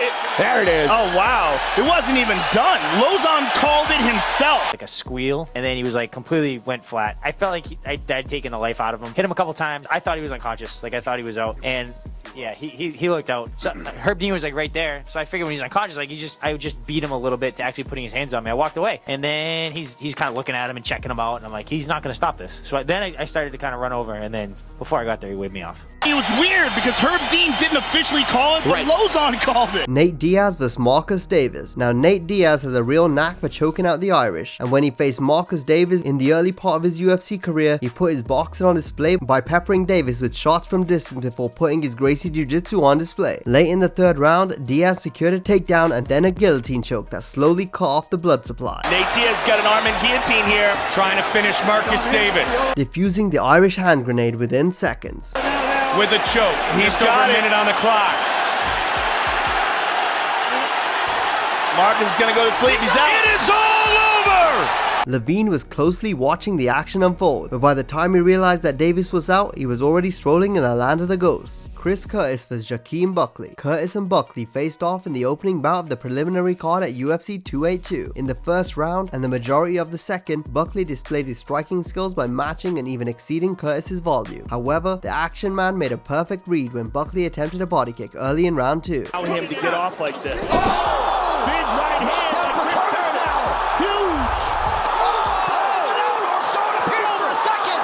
Curtis caught the kick before it could land and dropped Numancer with a powerful left from his dominant stance. He then followed up with a couple of hammer fists, and Buckley's arms went limp. Boom! He catches him with a perfect left hand. No, that's clean. And then that was clean. He puts him down and he jumps on him. However, Herzog waited a good 3 to 4 seconds after before he finally jumped in to stop the fight. And then watch here, his head bounces, it's over. When his arms go back like that, it was done. Curtis goes back, lands a few more. Neil Magny vs Hector Lombard. At UFC Fight Night 85, Olympic judoka Hector Lombard shared the cage with Neil Magny in a very exciting contest, packed with back and forth action from start to finish. Known as a fast starter, Lombard went to launch a couple of his signature explosive attacks early in the fight, and he managed to rock Magny a couple of times. But Lombard is also known for his bad cardio, and he basically emptied the gas tank in the first 1.5 rounds. After dropping Magny in the second, he followed with some ground and pound, but Magny would reverse the position and immediately start unloading on him with brutal punches. Tired and hurt, Lombard was completely out of the fight, not even covering himself anymore. My goodness. A tale of 2 rounds here. This is unbelievable. He ate dozens of unanswered shots with the referee Steve Percival not even considering stepping in. 30 seconds. So Lombard got saved by the bell. Final seconds of round 2. Lombard gives Steve Percival the thumbs up. Exhausted and beaten, Lombard was put back on the bottom at the start of the third round, and this time, Percival mercifully rescues him after a few strikes. It was horrible to watch. Back, Hector. Those shots again. Open Lombard up now in a mounted triangle. That's it. And that'll do it. Neil Magny yet again. Of course, the momentum changed entirely the second round. You were on top, punching away, looking up at the ref. It looked like you were actually kind of disgusted when the round ended, or confused, or frustrated, or something. What was your emotion when the fight wasn't stopped? It's hard as an individual to really sit there and put that kind of damage on a guy and not have it stopped. I mean, the ref's supposed to be to protect the fighter, and he wasn't positioned to protect himself at all. And the ref should have stepped in earlier, I thought. But I don't know. That's not my job. I guess I can just keep fighting. I don't know. There was a lot of discussion about the fight not being stopped and potential danger of an opponent, that sort of thing. From your point of view, maybe the other executives, if you heard anything, what's the position there? Were you guys a little concerned that it wasn't stopped in the second? We were a lot concerned. It's the referee's job is to make sure that a fight is stopped if the athlete can't protect himself or herself. I'm sitting right beside, not quite as close as the referee was, but I thought that fight should have been stopped, and it should have been stopped a long time before. Willie Ott vs Nihad Nasifovic. A middleweight bout in 2017 at a German show Agrilid 19 saw fighter Willie Ott attack the referee in fury following the contest stop stoppage. However, this was not because of the result, but due to the referee's error of missing the tap out from the submission. The fight's finish came when the Austrian Art was forced to tap out of a rear naked choke against Nihad Nasifovic. The holder of the submission and victor had naturally let go upon the tap out, but the referee had only waved off the contest after a second later and did not even step in. Art was furious that the official didn't step in and physically separate the fighters, potentially leaving him to choke for seconds longer than necessary.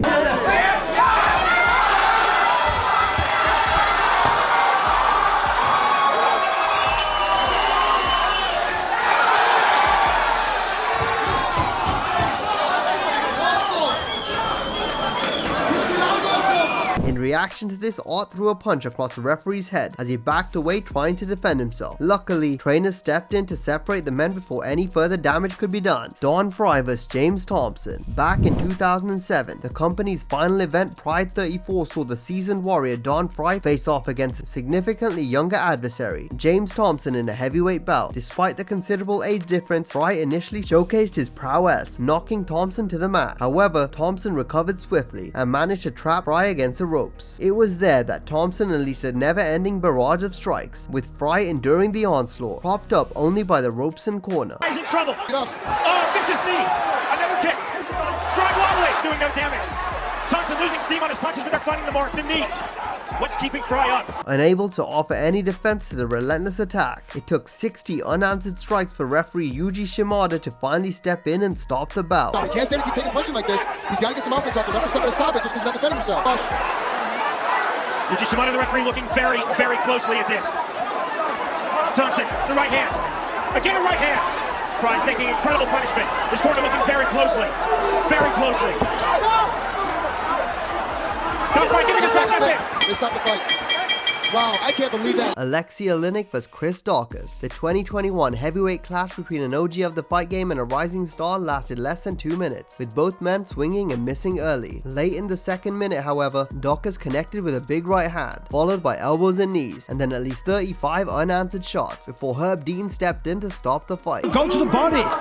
Daukaus swinging away, finding a home here. This could be the end. Oleinik covering up. To make matters worse, Oleinik even momentarily looked at Dean while taking those punches, because even he was wondering what was stopping the veteran referee from pulling the trigger. Can he take? This is it. Oh. The knee actually helped him there.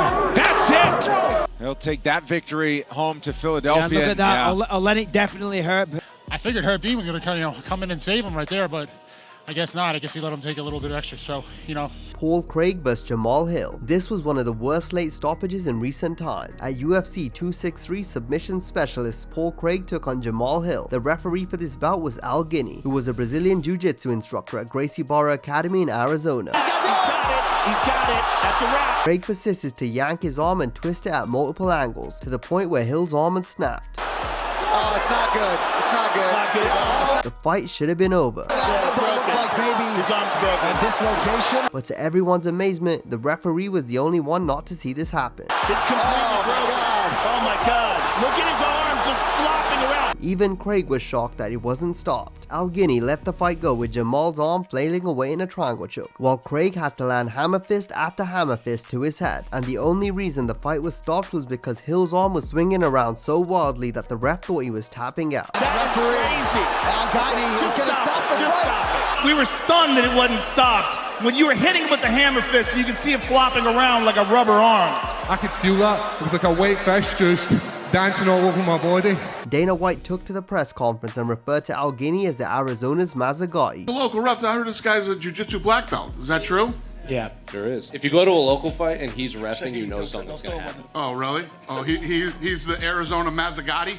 100%. Okay. Al Guinea was taken off the card from further officiating on the night. Brian Johnson vs Reza Nasri. As soon as this fight started, Nasri shot for a takedown, with Johnson defended. For the next few seconds, the two exchanged knees in the clinch, before Johnson pulled off a vicious slam that shut Nasri's lights out. John McCarthy missed that, and Nasri took several unnecessary blows before he finally jumped in. Very powerful. Oh, he just whips him to his back. Under the mounted position. Big right hand. That's it. It's over quick. But The story doesn't end there. While jumping in to save Nasri, McCarthy bumped into Johnston and busted his nose open. The American was furious, and he even hurled a few explicit words McCarthy's way. That's the punch that hurt him right there. That very first one was straight into the ground. And you can see McCarthy stepping in, and he told the fighter he was a punch too late, and McCarthy very honest. Well, Johnston took it right to Nasri. And Big John McCarthy apologized to Nasri about not stopping it sooner. You can hear him. Cal Falcao vs Vladimir Meniv. You know, he's on queer street right now. You know, he's just getting ragdolled. Yeah. And the referee had ample opportunity to step in. Easily up at about 60, probably 80 unanswered shots here. The next one on our list is truly a if he dies moment, courtesy of Denis Zivopoulos, taking place at Global Fight Night 63. Brazilian Falcao faced the Russian Meniv in a catchweight bout close to middleweight. However, along with that, he would also have to face the fist of Meniv more times than needed past defeat. The contest would begin with an equal look, until with around 3 minutes left of the first round, Meniv would drop the Brazilian against the cage with a greatly picked liver shot. Falcao was now sat down against the cage, assuming a defensive shell, accepting defeat and waiting for the referee to stop the contest. However, he would end up having to endure multiple positions of his estimated 80 beyond usual stoppage strikes due to the ref's horribly late call.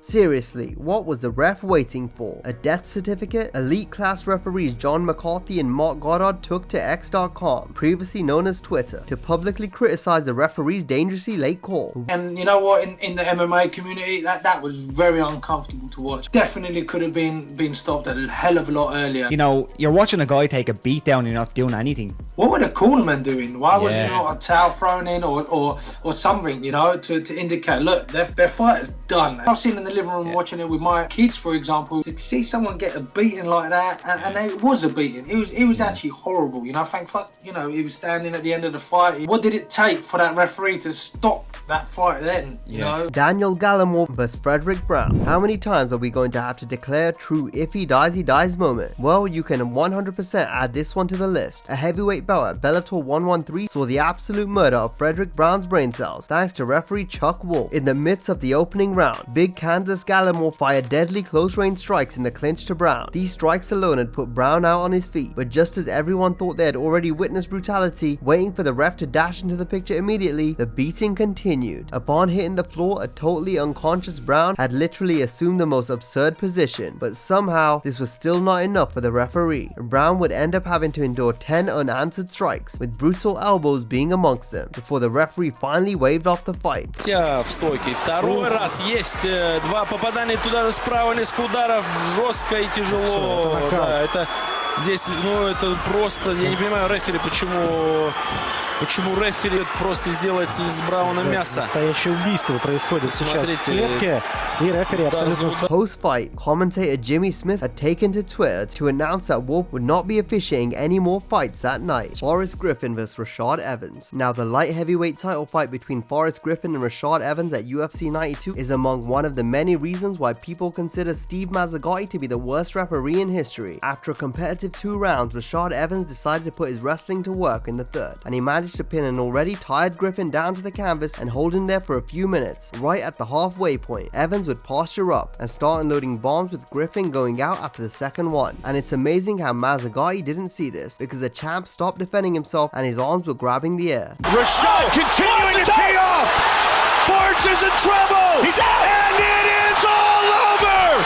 Rashad Evans. Being completely out with a beast such as Evans, landing haymakers from the top is really dangerous. He's got his legs under him and he just blasted him. And yeah, Forrest was trying to tap there. And Steve Mazzagatti saw it and stepped in and rescued him. And we are lucky that Griffin walked away from this one without serious consequences. Watch it again, Joe. On the chin, tees off again. Now Rashad gets up and he gets all that leverage into it. And these left hands are just brutal. Shane Carwin vs Frank Mir. In the late 2000s, Shane Carwin stood for one of the hardest punches in the game, probably the most feared heavyweight of the era, and someone you shouldn't let do any extra damage to his opponents. Unfortunately for Frank Mir, that's what happened when they faced at UFC 111. With 90 seconds left in the round, Carwin landed a nasty left hook followed by a series of hard uppercuts, which eventually dropped Mir, who continued to take punches to the head without offering much in return. There's a left by Carwin, a couple of big uppercuts. Frank Mir's in trouble. Frank Mir's in big trouble.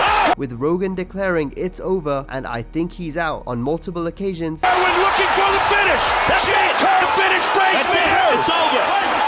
It's over. Mir desperately tried to roll, only to end up flattened, face first on the canvas, clearly out. I think he's out, Mike. He's out. Jesus, stop the fight. He's unconscious. And Carwin on top of him, landing an additional 7 clean punches to the unconscious Mir. I thought Dan Miragliotta would have stopped it sooner. He's already collapsing. He's flattened out. Easily could have been stopped there. I mean, I don't know what Dan Miragliotta was waiting for. He was already out. Later on, Carwin said that it felt weird that the referee Dan Miragliotta let Mir get punched longer than necessary, and he sarcastically added that Dan is maybe a big fan of Mir. Vladimir Seliverstov vs Alexander Dankov. In the final minute of the first round, Seliverstov dropped Dankov with a powerful punch, but hesitated to follow up, expecting the referee to intervene. Goddard chose not to stop the fight and instructed Seliverstov to continue attacking. Oh! Dankov connected, that's it, he's out. Sylvester is out. Oh! Mark Connor's going in cage. Wow, that was... Meaning that Dankov, who had just regained his wits, took more blows and was knocked out for the second time in one night. That's it! Arman Tsarukyan vs Joaquim Silva. As a significant favorite entering the bout, Tsarukyan employed his well-rounded skill set to dominate his opponent on the mat and on the feet in the first 2 rounds, with the only moment of trouble coming in round 2, when the Brazilian managed to wobble him. Oh, he hurt him bad! That's the chance he was talking about. Silva! In round 3, Tsarukyan came out guns blazing, securing a smashing takedown halfway through the round and immediately cracking Silva with crunching elbows. For the next few seconds, Silva took a ton of punishment in the shape of elbows, hammer fists, and punches, and it was only after he had taken more blows than necessary that Keith Peterson decided to pull the trigger. Giving his back, and Tsarukyan trying to put a stamp on it. Hammering away. The heart of a lion from Joaquim Silva. Oh my God, that's it. Matt Brown vs Pete Sell. This bout was officiated by Yves Levine. Sell fell like a tree after receiving a clean head kick and a right hand behind it, and initially Levine stepped in to stop the fight by pulling Brown away, before randomly deciding to verbally warn him that the fight is still on. Man, look at go! Down is Sell! And that he needs to finish the already hurt and concussed Sell. It all looked like a scene from Mortal Kombat, where you have to execute the already finished opponent. Known for his vicious instincts, Brown moved in to blast Sell with a couple of more shots to convince the referee that Sell was indeed too hurt to continue. He's saying, come on to the referee. Do you want me to stop? It is all over!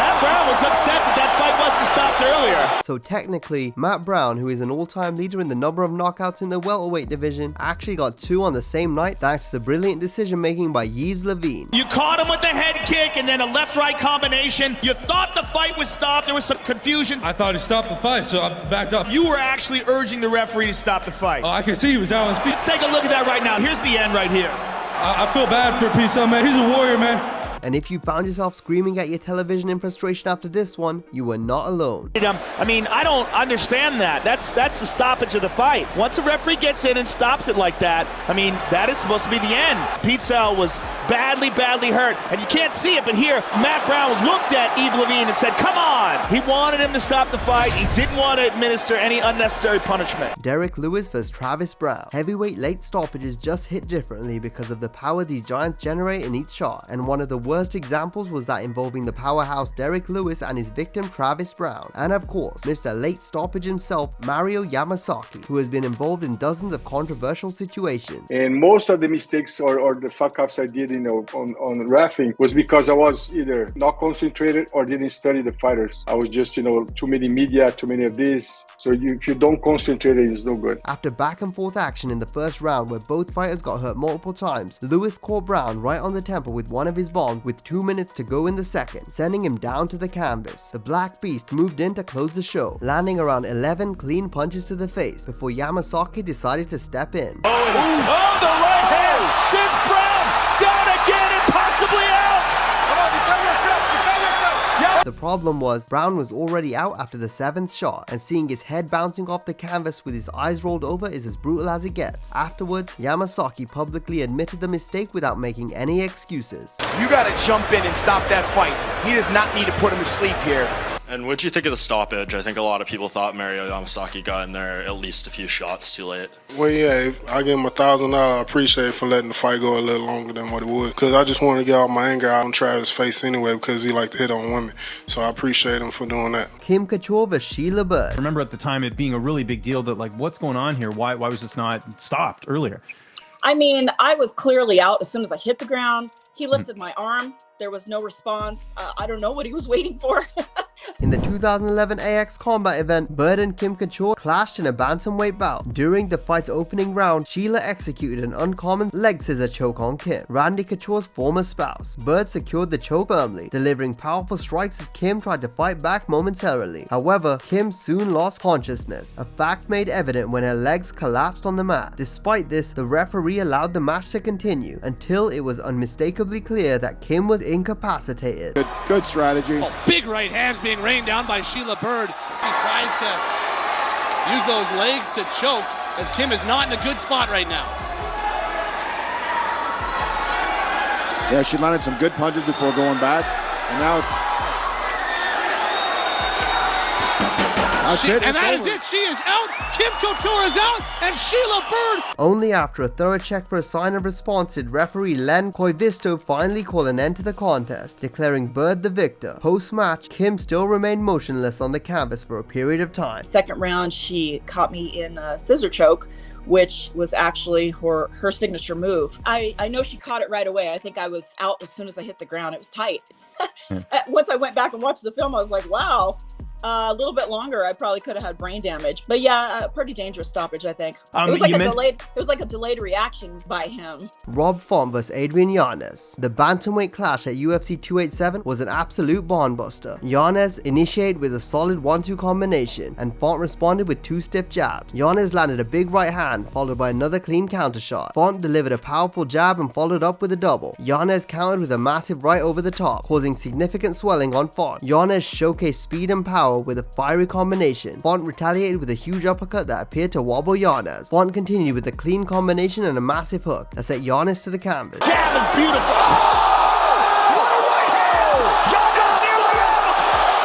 That will do it! Then he capitalized with massive follow-up shots, which some thought were too many, and Keith Peterson was too lazy to react. John Jones vs. Daniel Cormier 2. The two blood rivals faced off in a clash of titans at UFC 214, where Jones outperformed Cormier for 2 rounds, before blasting him with a thunderous head kick that had the Olympian doing the chicken dance.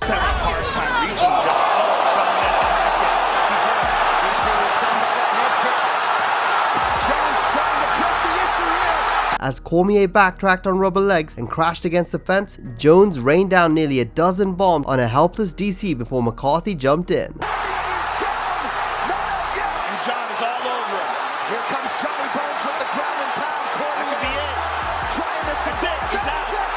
Some said it was a late stoppage. He got on top of him and just blasted him. It was like right there. I remember looking over and I'm like, Jesus. He was just dropping bombs. How close to you? Like him. Real close to you? It was intense. It was intense. And it was also, I felt like there was a couple shots too many. So I remember being stunned like, oh. I was in shock. Honestly. It was so ferocious. The final barrage was so ferocious. And John just jumped on him and just murked him. And DC's just way too hurt here to do anything about it.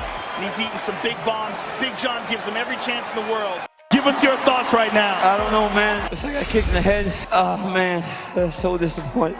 But that discussion died down a few days later after Jones failed a drug test and was stripped of his belt again. John Jones, who just won the light heavyweight title belt from Daniel Cormier at UFC 214, potentially has that title belt in jeopardy. Dana White has told our MMA reporter Brett Okamoto that Jones failed a drug test. And I'm glad you're here, DC, because... Well, is he offering up any possible scenario for what happened? No, he tweeted out like, "This is when I find out who my real friends are." #blast. Oh boy. Fuck that noise. That sounds like you're feeling sorry for Jesus yourself. ain't helping you out of this one. John Jones tested positive for turinabol from a sample the day before your guys' fight, of course, at UFC 214 against you, right? Yeah. This is the third time he did it. 3 fights involving your name, he tested positive for something. The California State Athletic Commission has overturned the bout to a no contest due to the failed test. You don't cheat the sport. You don't cheat the fans. You don't cheat me. You have all the physical advantages, sir. You're 30 years old. You're 6'4". You've got 85-inch reach. I'm 38 years old. Yeah. Silmar Nunes vs. Kyle Robson Silva. What we saw here was a fighter in a headlock go numb. And the referee, who clearly is not a trained referee, maybe he is and he had a bad night. Some of us have a bad day at the office, except lives aren't in our hands. A bout in Brazil under CFC, this time it was the cornerman bringing it, rather than being the peacekeepers to late stoppage fury. Reeling for a finish, Nunes secured a guillotine choke, rendering Silva unconscious as he refused to tap out, opting to go sleep. Inexplicably, despite multiple checks, the referee failed to recognize Silva's unresponsive state. The situation escalated when one of Silva's team members leaped over the barrier and launched an assault on Nunes. Non-stoppage occurred in mixed martial arts, this time out of Brazil. Here is a piece of the video. You can watch the full one at Jackson Wink MMA.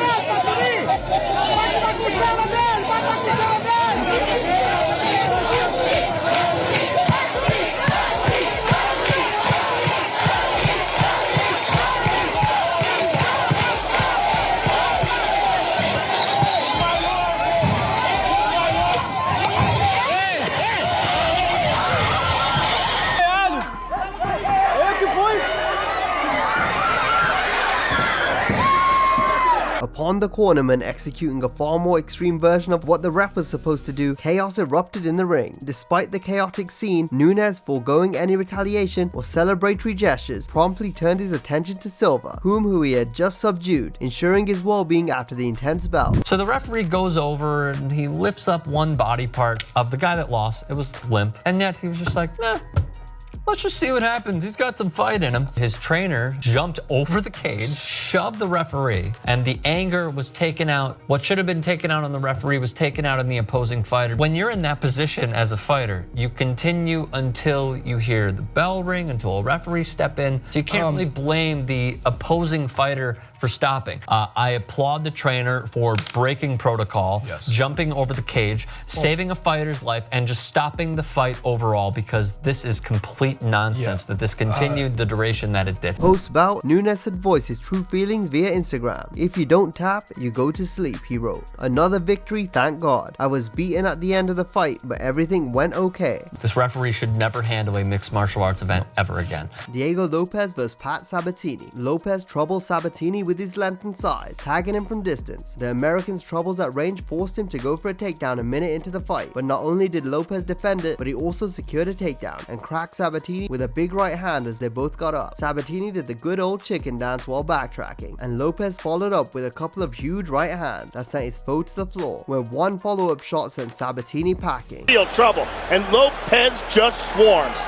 Look at these shots, and that's a wrap. It just jumps all over him. I mean, Pat's out though. What Pat's a already finisher. out. Yeah, out cold.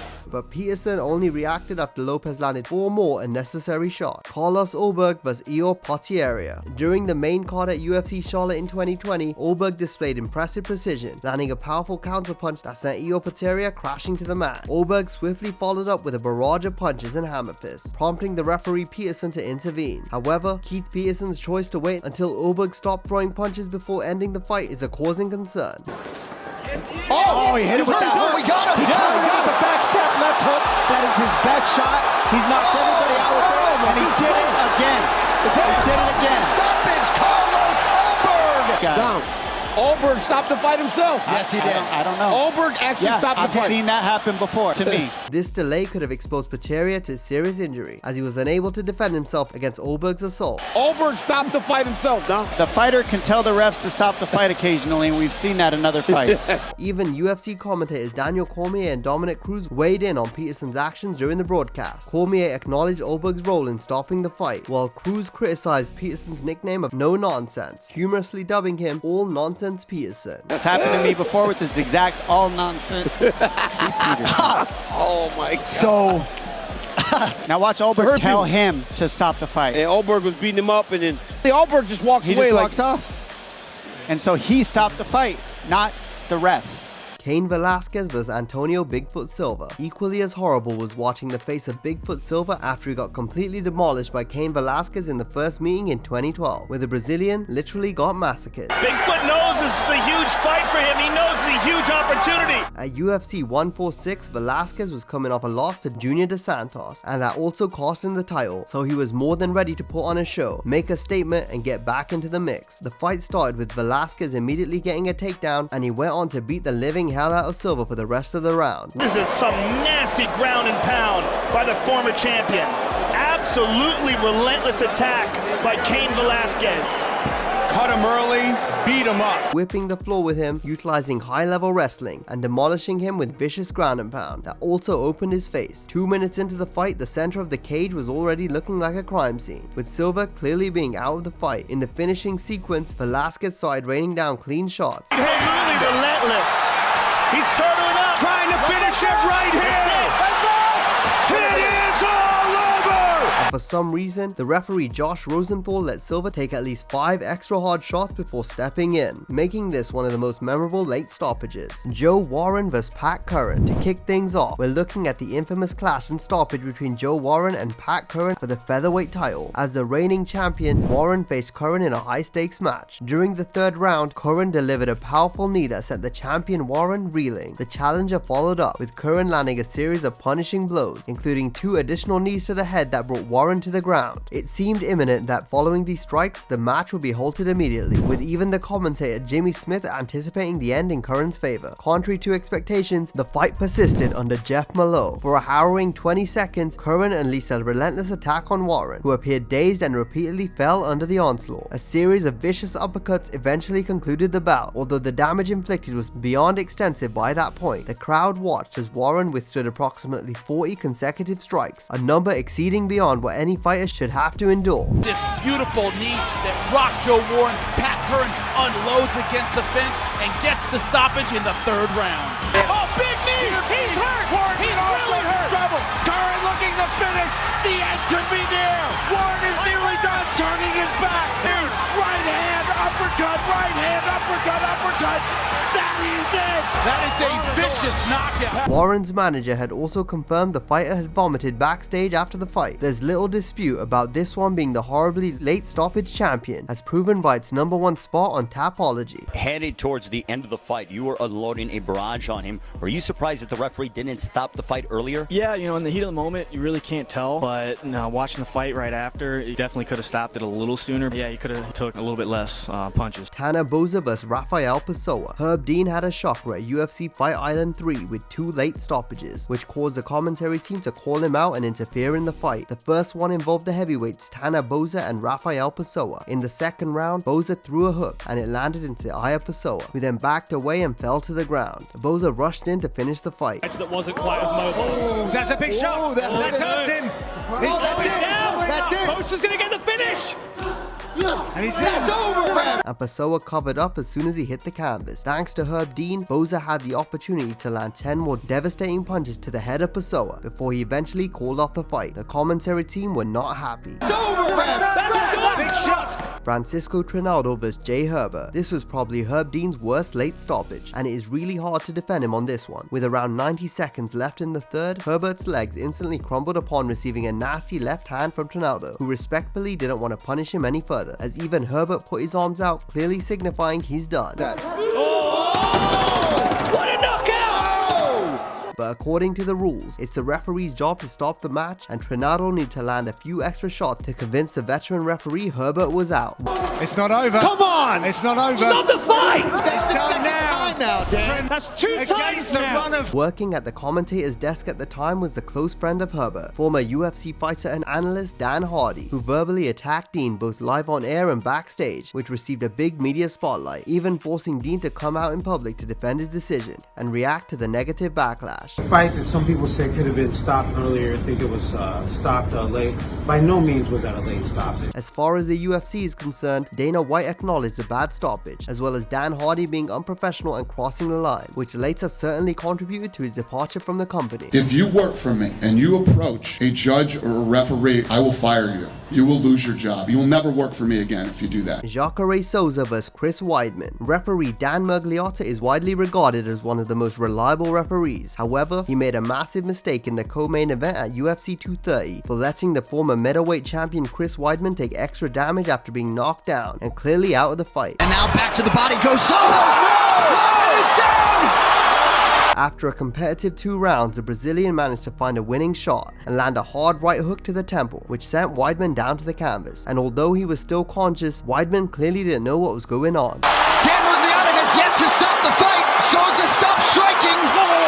Now he stops it. Souza respectfully didn't want to follow up with any extra shots, but Miragliotta quite bizarrely decided to let the action go, even verbally reminding Souza that the fight is still on, all while Weidman was trying to get a hold of the single leg on autopilot, clearly not consciously being there. Crazy. Jacare tried to say stop the fight. Dan said it's not stopped yet, and he hit him again, and it clearly Jacare was correct there. With Miragliotta not wanting to intervene, Souza had to land additional hammer fist to an already concussed Weidman. Jacare pleads with the referee to stop it, and Jacare says, come on, man, He's don't too make tough for me his hit own him good. again. You let him hit him 4 more times. And look, props to Jacare. He didn't even want to have to put those shots in. Which left the entire MMA world in disbelief. Mike Pyle was TJ Wahlberger. Knowing that he had to win to avoid getting cut from the UFC, Mike Pyle came out aggressively in his 2014 welterweight fight against TJ Wahlberger, battling his opponent in a back and forth first round, before taking things under control in the second by blasting Wahlberger with a mix of knees and punches, as well as outmaneuvering him on the ground. In the third, Pyle landed a nasty right hand that led to a gruesome finishing sequence of elbows and punches on the ground that went on forever. Oh, this fight's over. This fight's over. Herb Dean should stop this fight. Despite Herb Dean closely watching the action unfold.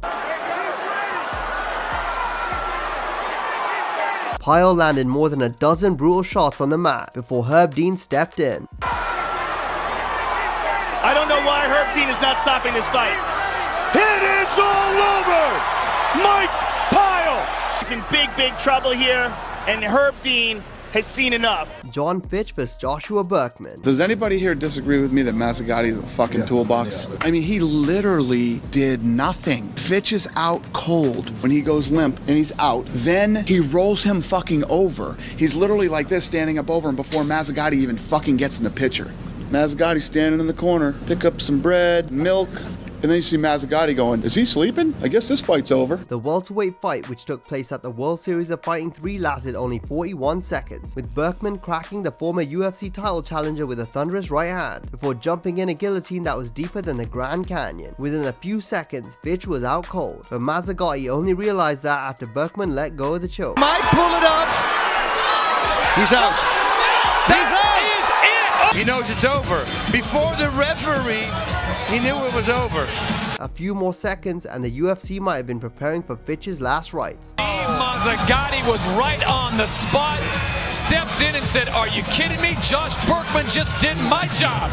It's disgusting. At what point do you realize that this guy's an incompetent fool? Someone's gonna get killed. He's gonna hurt somebody. He's either gonna hurt somebody or he's gonna continue to screw up guys' legacies. The guy shouldn't even be watching MMA on television, let alone fucking reffing it. The Nevada State Athletic Commission is gonna keep this fucking guy around until he seriously hurts somebody. That guy is dangerous. Put him in the minor leagues and let him do some work there and get some experience. He doesn't belong in the pros. Glover Teixeira vs. Anthony Smith. The Brazilian put such a bad beating on Smith that he sustained facial injuries and lost several teeth during the course of the fight. Deep breath.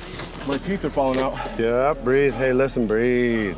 Anthony Smith said his teeth are falling out. Might even have lost a tooth or two. Because the tooth was loose inside my mouthpiece. So I was just responding to what they were saying. Like everyone's looking at it like I was looking for a way out, or I was saying that so they would stop the fight. I was responding to someone saying you got to keep your mouthpiece in, and I was saying my goddamn teeth are falling out. Round 3, 4, and 5 were extremely brutal in particular, as Teixeira lit his foe on the feet and smashed him on the mat. You heard him.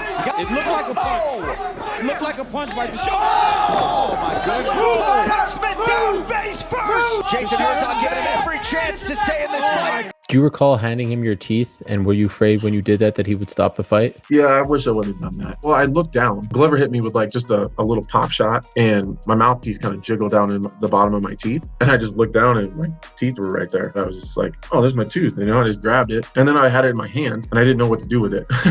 So I just handed it to him. That was when the media started picking up on, oh, he's knocking his teeth out. Right. So you weren't asking for a way out. You were just telling them. Yeah, no, I wasn't looking for a way out. They know that. They know the rules. The fight could have been stopped in rounds 3 and especially 4. Amazing that Smith has survived this long, certainly being extended a long leash by the referee. Oh, big left from Smith. Oh, don't want to eat too many more of those. Smith covering up. This could do it. Oh, man, Anthony is big right. Oh, my goodness. Corner has received a lot of criticism from media, from analysts, from myself, I will be honest as well, saying that they should have looked out for you better and stopped the fight sooner. What do you make of that criticism? They're in a tough spot. I don't know if they wanted to stop it or if they thought about it, but I take that option away from them before we have ever gotten to that. If you want to sit in my corner, that's my rule. You don't stop the fight. Like, leave it in my hands. Don't take it out of my hands. If you stop the fight or you throw the towel in, you can go ahead and walk back to the locker room by yourself, because I'll never stand by you again. But Jason Herzog waited until round 5 to pull the trigger. And also the damage, like you said, Joe. Slice him out. This could very well be it. Yeah, it's still going. Like this.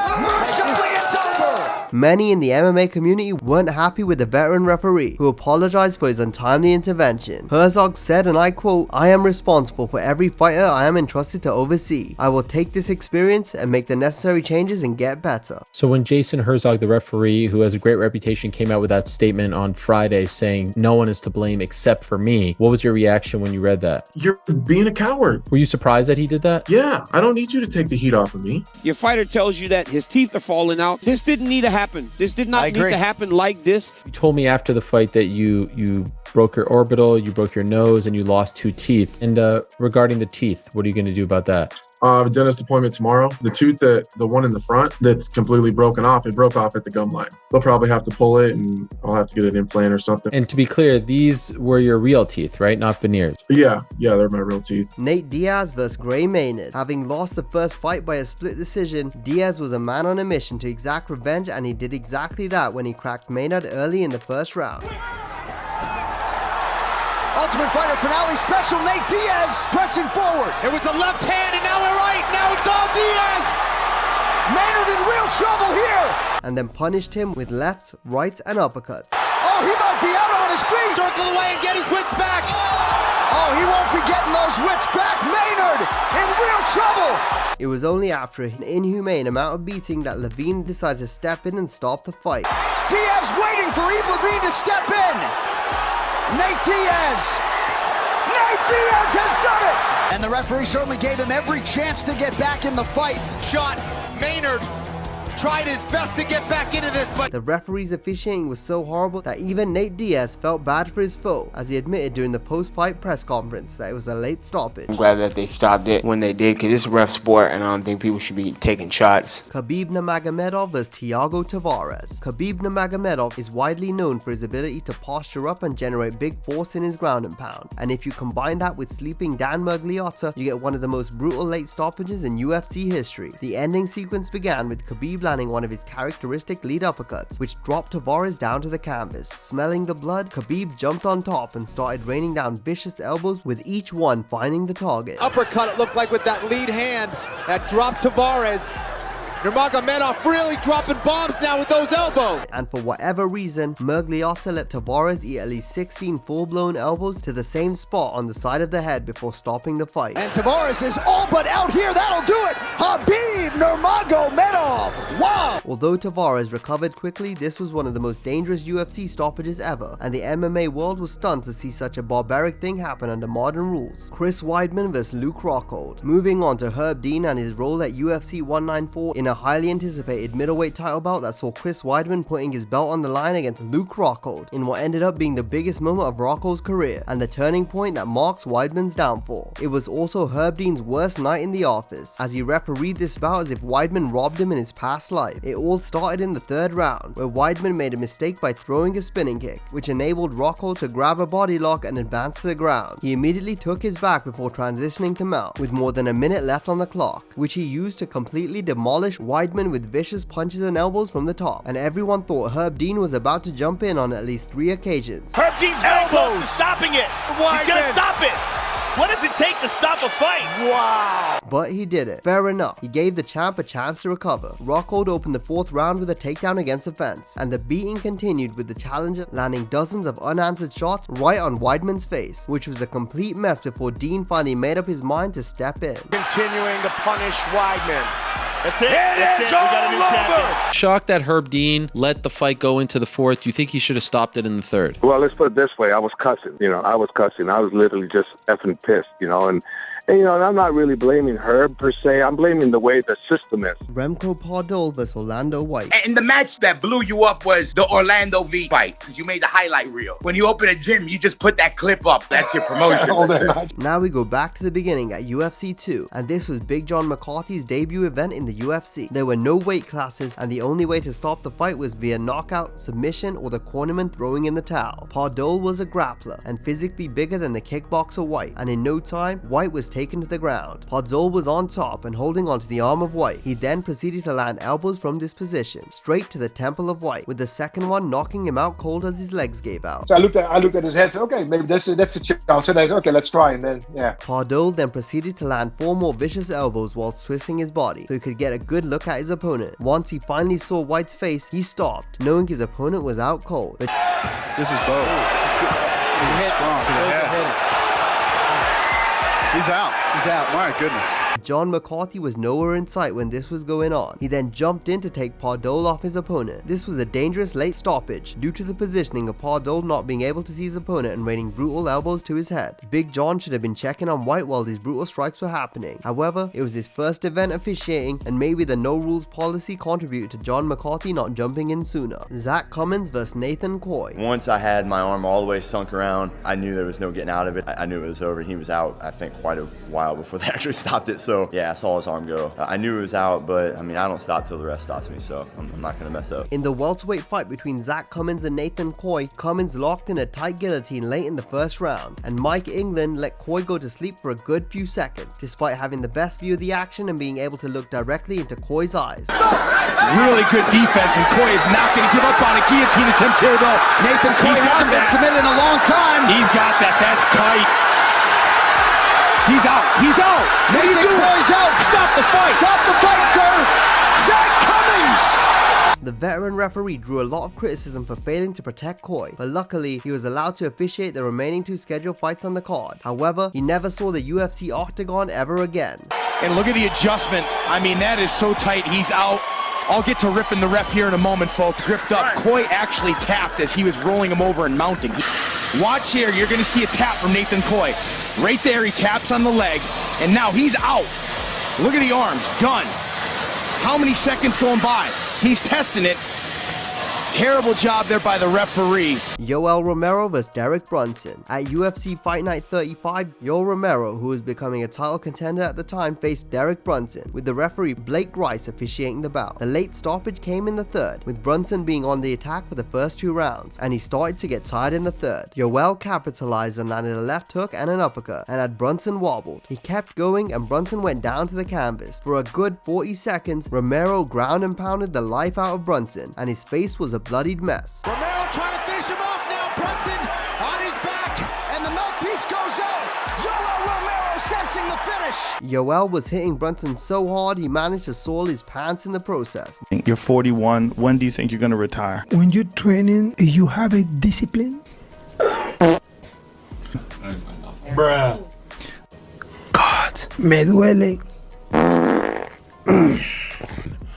Brunson was curled up with Romero on top, and for a good 15 seconds he started raining down elbows, 1 to the head and 13 to the body in the exact same spot. Brunson looked lifeless, just lying there for the whole ordeal, while the referee was contemplating whether to stop the fight a considerable amount of times during the 15 seconds. You could also see him wince in pain for Brunson on multiple occasions. Then he finally stopped it. Stoppage is gonna be coming soon. Man alive, Yoel Romero. Brunson suffered a broken jaw in the fight and needed doctor's clearance before returning back to the octagon. Luckily, those body shots didn't do too much significant long-term damage, but the fight could have been stopped much earlier.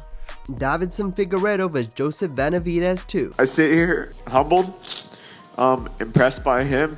At UFC Fight Island 2, Joseph Benavidez faced off against Davidson Figueiredo to avenge his loss in the first fight. Little did he know the second fight would end worse than the first. Mark Goddard was officiating in the bout, and what happened inside the cage certainly contributed to the late stoppage at the end of the first round. Figueiredo knocked down Benavidez on multiple occasions and caught him in 3 tight rear naked chokes throughout the round, which Benavidez escaped. So at the end of the round, Benavidez got knocked down again, and Figueiredo snatched another rear naked choke. This time, it put Benavidez to sleep. Counter shot. Oh, man. That's it. Look at the torque that Benavidez. He's never been submitted. He's unconscious, referee. Oh, he's out. He's out. He's out. Goddard looked at it closely, and the fight should have been stopped 4 seconds before it was. The commentator team was screaming, "He's out," way before Goddard made the call. To do it and to be able to do this is a blessing in itself. I came in at 2 in the morning. It's dark, and I walk out. And now it's 6 in the morning and I just got the shit beat out of me. Mike Perry vs Danny Roberts. The bout between Danny Roberts and Mike Perry was also officiated by Mark Goddard, and this stoppage was brutal. Mike Perry came out swinging and took control of all 3 rounds, and in the final minute of the third, Perry caught Roberts with a right uppercut and followed with a knee to the face and a right hook, which sent Roberts to the canvas, and he was clearly unconscious. However, Mark Goddard didn't stop the action, which then led to Roberts taking 3 additional strikes to the face. He's hurt Perry, looking to finish right here. And it's all over. And that was overkill. He finally stepped in, but this was too late and had the MMA world in disbelief. Goddard could have gotten in there earlier there. That fight could have been stopped as Roberts fell to the ground. But once he's down here, flat, both shoulder blades down.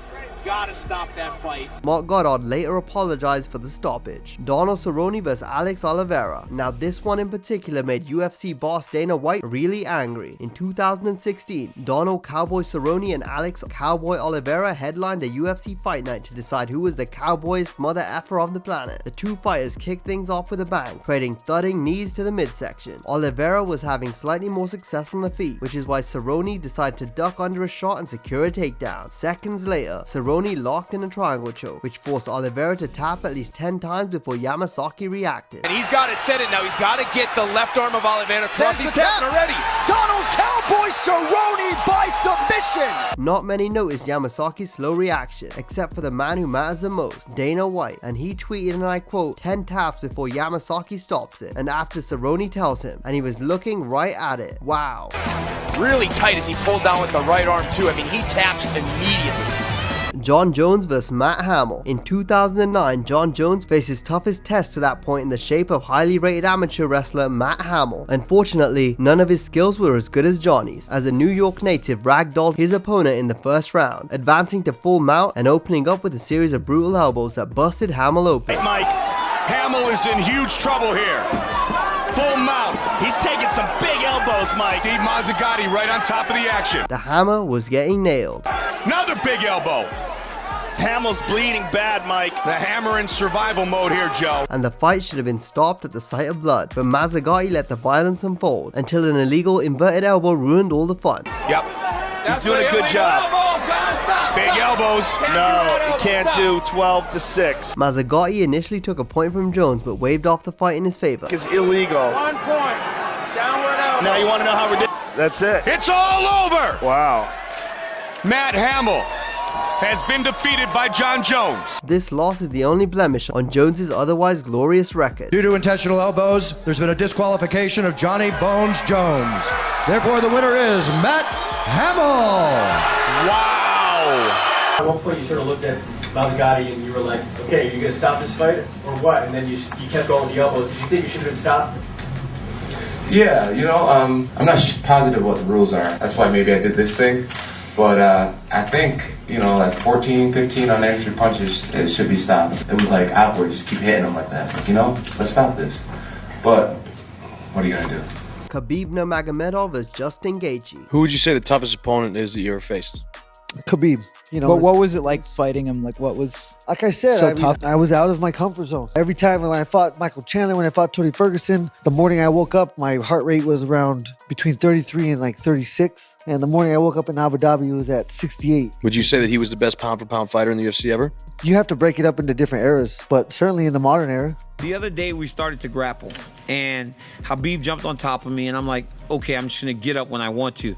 But that is not the case. He is literally the strongest person I may have ever felt. His position and his balance was so good. He knew where my weight was, where it needed to be to get in a better position. He's just so advanced. The Russian's third title defense was the toughest one of his illustrious UFC career, as Justin Gaethje brutalized his legs with low kicks, as well as tested his chin with a few stiff haymakers in the first round. But nothing that Gaethje threw Khabib's way was able to deter him. The Eagle kept gliding forward. Oh, beautiful takedown by Nurmagomedov and gets the bat. Wow. Into the armbar. Looking for takedowns, which he secured early in the second round, and swiftly locked in a triangle choke. Within seconds, Gaethje tapped a few times, but Herzog, despite keeping a close eye on the action, missed the highlight, desperately pleading the ref to save him from the Eagle's claws. He's tapping. It looks like he's Unfortunately, Herzog intervened only when Gaethje was choked out cold. Justin Gaethje tapped a long time ago. Rev didn't jump in and he went to sleep. Watch his left arm, John. There's a tap. There's a second tap. You know, he tapped 4 times again, and eventually he passed out. Take advantage and appreciate these guys while they're here, because at some point they're going to be gone, and then you're left wanting more. Today, I want to say, in no way I'm going to come here without my father. I talked with my mother. I promise her it's going to be my last fight. And if I give my word, I have to follow this. Oh, alhamdulillah. Today is my last fight here in UFC. So there you have it, the worst late stoppages in UFC history and beyond. Have a great day, and I'll see you next time.